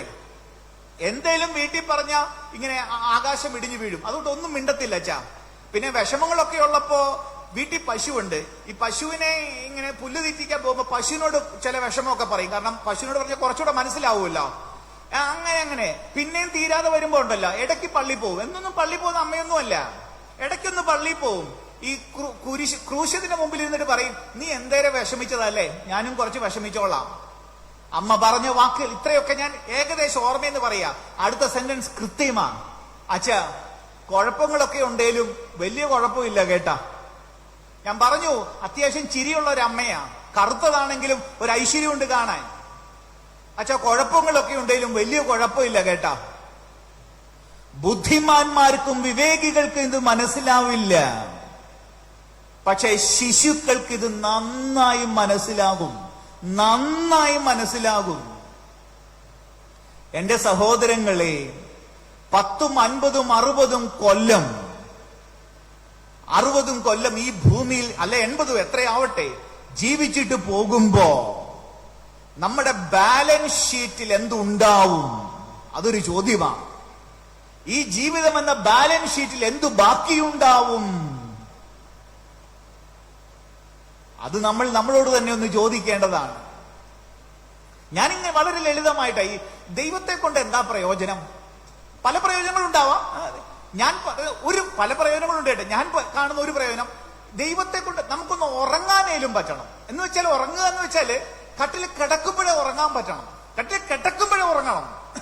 ഭാരമില്ലാത്തൊരു മനസ്സ്, ഭാരമില്ലാത്തൊരു മനസ്സ്, അത് അവനിൽ നിന്ന് ചോദിച്ചു വാങ്ങണ്ടേ? ഒട്ടുമേ ഭാരമില്ലാത്ത മനസ്സ്. അതായത് ഈ യേശു പറഞ്ഞതുണ്ടല്ല, യേശു ആരെ കണ്ട് പഠിക്കാനാ പറഞ്ഞത്? അംബാനിയെ, ബിർളയെ, ടാറ്റയെ കണ്ട് പഠിക്കാനല്ല അവൻ പറഞ്ഞത്. കിളിയെ കണ്ട് പഠിക്ക്. കിളി, പൂവിനെ കണ്ട് പഠിക്ക്. അതായത് ഇത് ഈ തലയുടെ പരിപാടിയല്ലത്, വിഡ്ഢിത്തത്തിന്റെ പരിപാടിയാണ്. വിഡ്ഢിത്തത്തിന്റെ പരിപാടിയാണ് ഈ ദൈവികത എന്ന് പറയണത്. കുഞ്ഞുങ്ങൾക്ക് ചെയ്യാൻ പറ്റുന്ന പരിപാടി, വലിയവർക്ക് ചെയ്യാൻ പറ്റത്തില്ല. ഇത് പറ്റില്ല എന്നുള്ളതാണ്. എന്റെ സഹോദരങ്ങളെ, നമ്മൾ പറഞ്ഞുകൊണ്ടിരിക്കുന്നത് വളരെ ലളിതമായ കാര്യമാണ്, ക്ഷമ. ക്ഷമിച്ചത് കൊണ്ട് എന്താ അതുകൂടെ ഒന്ന് പറയട്ടെ. അതായത് ഞാനിങ്ങനെ നമ്മൾ പ്രായോഗികം കൂടി ആവണമല്ലോ. നമുക്കറിയാം, നമ്മളോട് പല രീതിയിൽ ചെയ്തിട്ട് എത്ര ക്ഷമിച്ചിട്ടും ഒരു മാനസാന്തരവും വരാത്ത എത്രയോ മനുഷ്യരുണ്ട് നമ്മുടെ ജീവിതത്തിലും ഉണ്ടത്. സഹോദരങ്ങളെ, അപരനെ മാറ്റിയെടുക്കാൻ വേണ്ടി അല്ല ക്ഷമ, കേട്ടോ. അതുണ്ട്, ഇല്ലെന്ന് പറയണില്ല. പക്ഷെ പ്രധാനപ്പെട്ടത് അപരനെ മാറ്റിയെടുക്കുക എന്നുള്ളതല്ല. ക്ഷമയുടെ പ്രയോജനം അപരനല്ല, നിനക്കാണ്. സംഭവം പറയുമ്പോ കാര്യം കുറച്ചുകൂടെ വ്യക്തമായി, തത്വം പറയാതെ. ഞാന് ഒരു 12 കൊല്ലം മുമ്പ്, 10-11 കൊല്ലം മുമ്പ് ഭരണങ്ങാനത്തുണ്ടായിരുന്നു. ഭരണങ്ങാനത്ത് ഞങ്ങൾക്ക് ഒരു ആശ്രമമുണ്ട്, ഈ അൽഫോൻസാമയൊക്കെ ഉണ്ടല്ലോ അവിടെ. അവിടെ ഒരു ആശ്രമമുണ്ട്, ഞങ്ങളുടെ ഒരു ആശ്രമം അവിടെ ആയിരുന്നു. അപ്പോ അവിടെ ഒരു ധ്യാന കേന്ദ്രം കൂടിയുണ്ട്. അപ്പൊ എനിക്ക് മാസികയിലാണ് പണി, പക്ഷെ ധ്യാനകേന്ദ്രം വല്ലപ്പോഴൊക്കെ പോകും. അപ്പോ അവിടെയുള്ള ധ്യാനകേന്ദ്ര ഡയറക്ടർ അച്ഛൻ എന്നോട് പറഞ്ഞു, ധ്യാനം കൂടാൻ വന്ന ഒരു ചെറുപ്പക്കാരി പെൺകുട്ടി ഒന്ന് കേൾക്കണം. അങ്ങനെ ഞാൻ അവളെ ഒന്ന് ഇങ്ങനെ പേഴ്സണൽ ടോക്കിൽ കേൾക്കാനായിട്ട് പോവുകയാണ്. അപ്പൊ ഡിഗ്രി കഴിഞ്ഞ പഠിച്ചുകൊണ്ടിരിക്കുന്ന ഒരു പെൺകുട്ടി എന്ന് തോന്നുന്നു. അപ്പൊ അവള് പറഞ്ഞു അച്ഛാ, അവള് വിട്ടുമാറാത്ത തലവേദന, അങ്ങനെയാണ് അവൾ ധ്യാനം കൂടാൻ പറഞ്ഞത്, വിട്ടുമാറാത്ത തലവേദന. സംഭവം പറഞ്ഞു, അവൾ ഈ 5 വയസ്സുള്ളപ്പോ അവളുടെ വീട്ടിലുള്ള പ്രായം ചെന്ന ഒരു മനുഷ്യൻ അവളെ പിച്ചി ചീന്തുകയാണ്. അയാള് കള്ളിന്റെ ലഹരിയിലാണ് അത് ചെയ്യണത്. പക്ഷെ ഇയാള് പൂസായിട്ട് ചെയ്തുകൊണ്ട് അയാൾ എന്ത് നടന്നത് പോലും അയാൾക്ക് അറിഞ്ഞുകൂടാ. പക്ഷെ ഈ കുഞ്ഞിനാണ് വേദന. ഇവര് ഒരു വീട്ടിലാണ് താമസം. വളർന്നു വരുന്നതിനനുസരിച്ച് ഇയാളോടുള്ള പക, ഭീകരമായ പക, തന്റെ ജീവിതം നശിപ്പിച്ചല്ല. ഈ പക കൊണ്ടാവാം ഇയാളോട് എങ്ങനെയെങ്കിലുമൊക്കെ പ്രതികാരം ചെയ്യണം, ഇതാണ് ഇവളുടെ ആഗ്രഹം. അപ്പൊ വളരുന്നതിനനുസരിച്ച് ഈ പക കൂടിക്കൊണ്ടിരിക്കുകയാണ്. അങ്ങനെയൊക്കെ ആവാം, എനിക്ക് അറിഞ്ഞുകൂടാ. എന്തായാലും തലവേദനയുണ്ട്. ഇതൊക്കെ ആയിട്ടാണ് ഇവള് വരണത്. ഇതെല്ലാം കേട്ട് കഴിഞ്ഞപ്പോ എന്നിട്ട് അത് അവസാനം അവള് പറഞ്ഞു, അച്ഛാ, എന്തുപദേശവും പറഞ്ഞു, ക്ഷമിക്കാൻ പറയരുത്. പിന്നെ എനിക്ക് എന്താ പറയാനുള്ളത്? എനിക്ക് അവിടെ നിന്ന് രക്ഷപ്പെടണം, അല്ലെ അവളെ എന്നെ അടിച്ചേക്കും.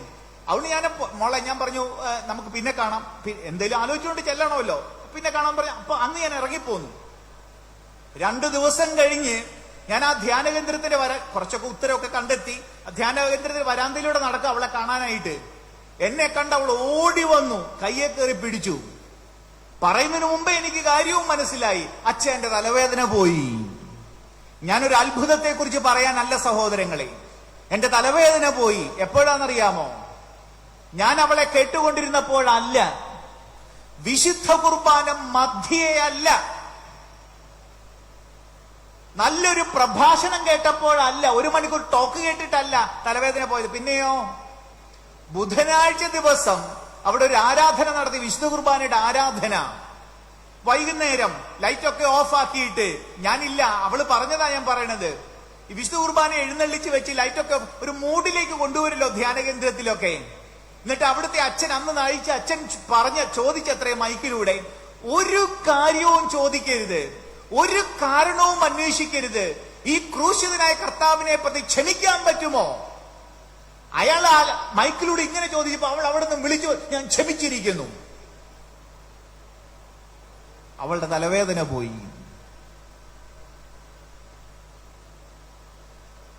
എപ്പോഴാണ് അവളുടെ തലവേദന പോയത്?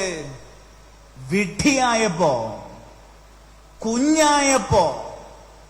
വളരെ ലളിതമാണ് ഈ ആത്മീയത, വളരെ ലളിതമാണ് സഹോദരങ്ങൾ. എനിക്ക് സത്യത്തിൽ ക്ഷമിച്ചതുകൊണ്ട് ഇവൾ എന്ത് നേടിയത്? അയാൾ എന്തിലും മാനസാന്തരപ്പെടുവോ? അയാൾ ഒരു കാലത്തും മാനസാന്തരപ്പെടില്ല. മറ്റേയാളുടെ കാര്യമാണ് പറയുന്നത്. പക്ഷെ ക്ഷമിക്കാതെ ഇവൾ എന്തു നേടി? ഉറങ്ങാത്ത രാവുകൾ, നഷ്ടപ്പെട്ടു പോയൊരു ജീവിതം, പുഞ്ചിരി നഷ്ടപ്പെട്ടു പോയ ചുണ്ടുകൾ, സമാധാനം നഷ്ടപ്പെട്ടു പോയൊരു ഹൃദയം. അതിനപ്പുറത്ത് അവൾ എന്താ നേടിയത്? ഒരു വിഡ്ഢി കണക്ക്. ക്ഷമിച്ചിരിക്കുന്നെന്ന് പറഞ്ഞപ്പോഴോ അവൾക്കൊന്ന് ഉറങ്ങാൻ പറ്റി കേട്ടോ, അവൾക്കൊന്ന് ചിരിക്കാൻ പറ്റി കേട്ടോ. അവളുടെ ഈ നെഞ്ചിലെ കല്ലെടുത്ത് നീക്കപ്പെടുകയാണ്. എന്തുകൊണ്ട് ക്ഷമിക്കണം? എനിക്കറിഞ്ഞുകൂടാ. ജീവിതം നോക്കൂ നിങ്ങൾ. ഇതാണ് 1 കോരിന്തോസ് 1 അധ്യായം. ദൈവത്തിന്റെ ഭോഷത്വം ലോകത്തിന്റെ ജ്ഞാനത്തെ അതിശയിക്കുന്നു. ശ്രദ്ധിക്കണേ, ദൈവത്തിന്റെ ബുദ്ധിയല്ല, ദൈവത്തിന്റെ ഭോഷത്വം ലോകത്തിന്റെ ജ്ഞാനത്തെ അതിശയിക്കുന്നു. ദൈവം സമം ഭോഷത്വം. വിഡ്ഢിയാകാൻ പറ്റുമോ എന്നുള്ളതാ ചോദ്യം. അടുത്ത സെന്റൻസ്, ദൈവത്തിന്റെ ബലഹീനത ലോകത്തിന്റെ ബലത്തെ അതിശയിക്കുന്നു. ദൈവത്തിന്റെ ബലഹീനത. ദൈവമാവുകയെന്ന് വെച്ചാൽ ഇതാണ് സഹോദരങ്ങളെ. കുറച്ചുകൂടെ വിഡ്ഢിയാകാൻ പറ്റുമോ? കുറച്ചുകൂടെ ബലഹീനനാകാൻ പറ്റുമോ? കുറച്ചുകൂടെ തല കുനിക്കാൻ പറ്റുമോ? ദൈവം എന്താ? ഇതാണ് ദൈവം. നിങ്ങൾക്കറിയാം, മരിക്കുന്നതിന്റെ തലേ രാത്രിയിൽ, ഐ റിപ്പീറ്റ്, മരിക്കുന്നതിന്റെ തലേ രാത്രിയിൽ എന്ന് വെച്ചാൽ എന്താണ്? അവന്റെ മരണക്കിടക്കയിൽ വെച്ചുള്ള സന്ദേശമാത്. മരണക്കിടക്കയിൽ വെച്ചുള്ള സന്ദേശം. ഇപ്പൊ വലിയ മഹാന്മാരൊക്കെ മരിക്കുന്ന തൊട്ടുമ്പ് പറയുന്നത് ആ ജീവിതം കാച്ചിക്കുറുക്കിയെടുത്തുള്ളതാ. അതേ രീതിയിൽ യേശു തന്റെ 12 ശിഷ്യന്മാരെ വിളിച്ചിട്ട് പറഞ്ഞൊരു കാര്യമുണ്ട്. 33 കൊല്ലത്തെ അവന്റെ ജീവിതം കാച്ചിക്കുറിക്കൽ ഇതാണ്. എന്താണത്? 2 കൽപ്പനയില്ല, ഒരൊറ്റ കൽപ്പന. അവരുടെ കാല് കഴുകിയിട്ട് അവൻ പറഞ്ഞു, നിങ്ങളുടെ ഗുരുവും കർത്താവുമായ ഞാൻ നിങ്ങളുടെ കാലുകൾ കഴുകിയെങ്കിൽ നിങ്ങളും കഴുകുക. ഒരൊറ്റ മാതൃക, കാല് കഴുകുക. അവന്റെ 33 കൊല്ലത്തെ ജീവിതം കാച്ചിക്കുറുക്കിയാൽ അത്രയുള്ളൂ. കാല് കഴുകുക, തോറ്റു കൊടുക്കുക, തല കുനിക്കുക, വിഡ്ഢിയാവുക. മത്തായി 6 അധ്യായം നിങ്ങൾക്കറിയാം. എന്താന്നാ പറയണത്? എങ്ങനെ ഈ ദൈവത്തെ പോലെ ആവേണ്ടത്? ഇപ്പൊ ഇവിടെ മഴ പെയ്യട്ടെ എന്ന് പറഞ്ഞിട്ട് മഴ പെയ്താൽ നിങ്ങൾക്ക് തോന്നും ഞാൻ വലിയ സംഭവമാണെന്ന് തോന്നും. ഇതാണല്ലോ ദൈവീകത, ഇതാണല്ലോ ഇവിടെ അവതരിപ്പിക്കപ്പെടുന്ന ദൈവീകത. അതല്ല ദൈവീകത. മത്തായി 6 അധ്യായം. നിങ്ങൾക്ക് ദൈവത്തെ പോലെ ആകാൻ പറ്റും. എങ്ങനെയാണെന്നറിയാവോ? വളരെ സിമ്പിൾ. ദുഷ്ടനെന്നോ ശിഷ്ടനെന്നോ നോക്കാതെ, കളയെന്നോ വിളയെന്നോ നോക്കാതെ മഴ പെയ്യിക്കുന്ന, സൂര്യനെ ഉദിപ്പിക്കുന്ന ദൈവത്തെ പോലെയാവുക. ദൈവത്തെ പോലെ പരിപൂർണരാവുന്ന ഇതാണ്. ഈ ദൈവത്തെ പോലെ ആവുക എന്ന് വെച്ചാൽ കടലിന്റെ മീതെ കൂടെ നടക്കലല്ല, അപ്പം വർദ്ധിപ്പിക്കലുമല്ല. ഏത് ദൈവത്തെ? ഈ ദൈവത്തെ പോലെ. പലരും കൃഷിക്കാരുമായിരിക്കുമല്ലോ. നമ്മള് കർഷകന് കള കളയാനുള്ളതും വിള വളർത്താനുള്ളതുമാ. കളയും വിളയും ഒരുപോലെ വളർത്തിയാൽ അവൻ വിഡ്ഢിയായ കർഷകനാണല്ലേ. ദൈവം ഈ വിഡ്ഢിയായ കർഷകനാണ്. കളയും വിളയും നോക്കാതെ മഴ പെയ്യിക്കുന്ന, സൂര്യനെ ഉദിപ്പിക്കുന്ന ദൈവത്തെ പോലെയാവുക. അവസാനിപ്പിക്കുകയാണ്. 8:50 എന്ന് പറഞ്ഞു. 2 മിനിറ്റൂടെ കൂടി 8:55 നിർത്തിയേക്കാം. ഇപ്പൊ ഈ പറഞ്ഞു വരുമ്പോ എന്റെ സഹോദരങ്ങളെ, ഈ സുവിശേഷാത്മീയത അത് ചുമ്മാ ജീവിക്കാനുള്ളതാണെന്ന് തോന്നുന്നു. അതെത്ര കൂടുതൽ ജീവിക്കുന്നുവോ അത്ര കൂടുതൽ നമ്മൾ പ്രാർത്ഥിച്ചു പോവുകയാണ്. അങ്ങനെയാണ് നമ്മൾ ദൈവത്തിലേക്ക് അടുക്കുക. ഇത്രയുള്ള മിനിമം. ഇതൊക്കെ പറഞ്ഞങ്ങ് ചുരുക്കുകയാണ്. എല്ലാം മാറുമെന്നൊന്നുമല്ല നമ്മൾ പറയണത്.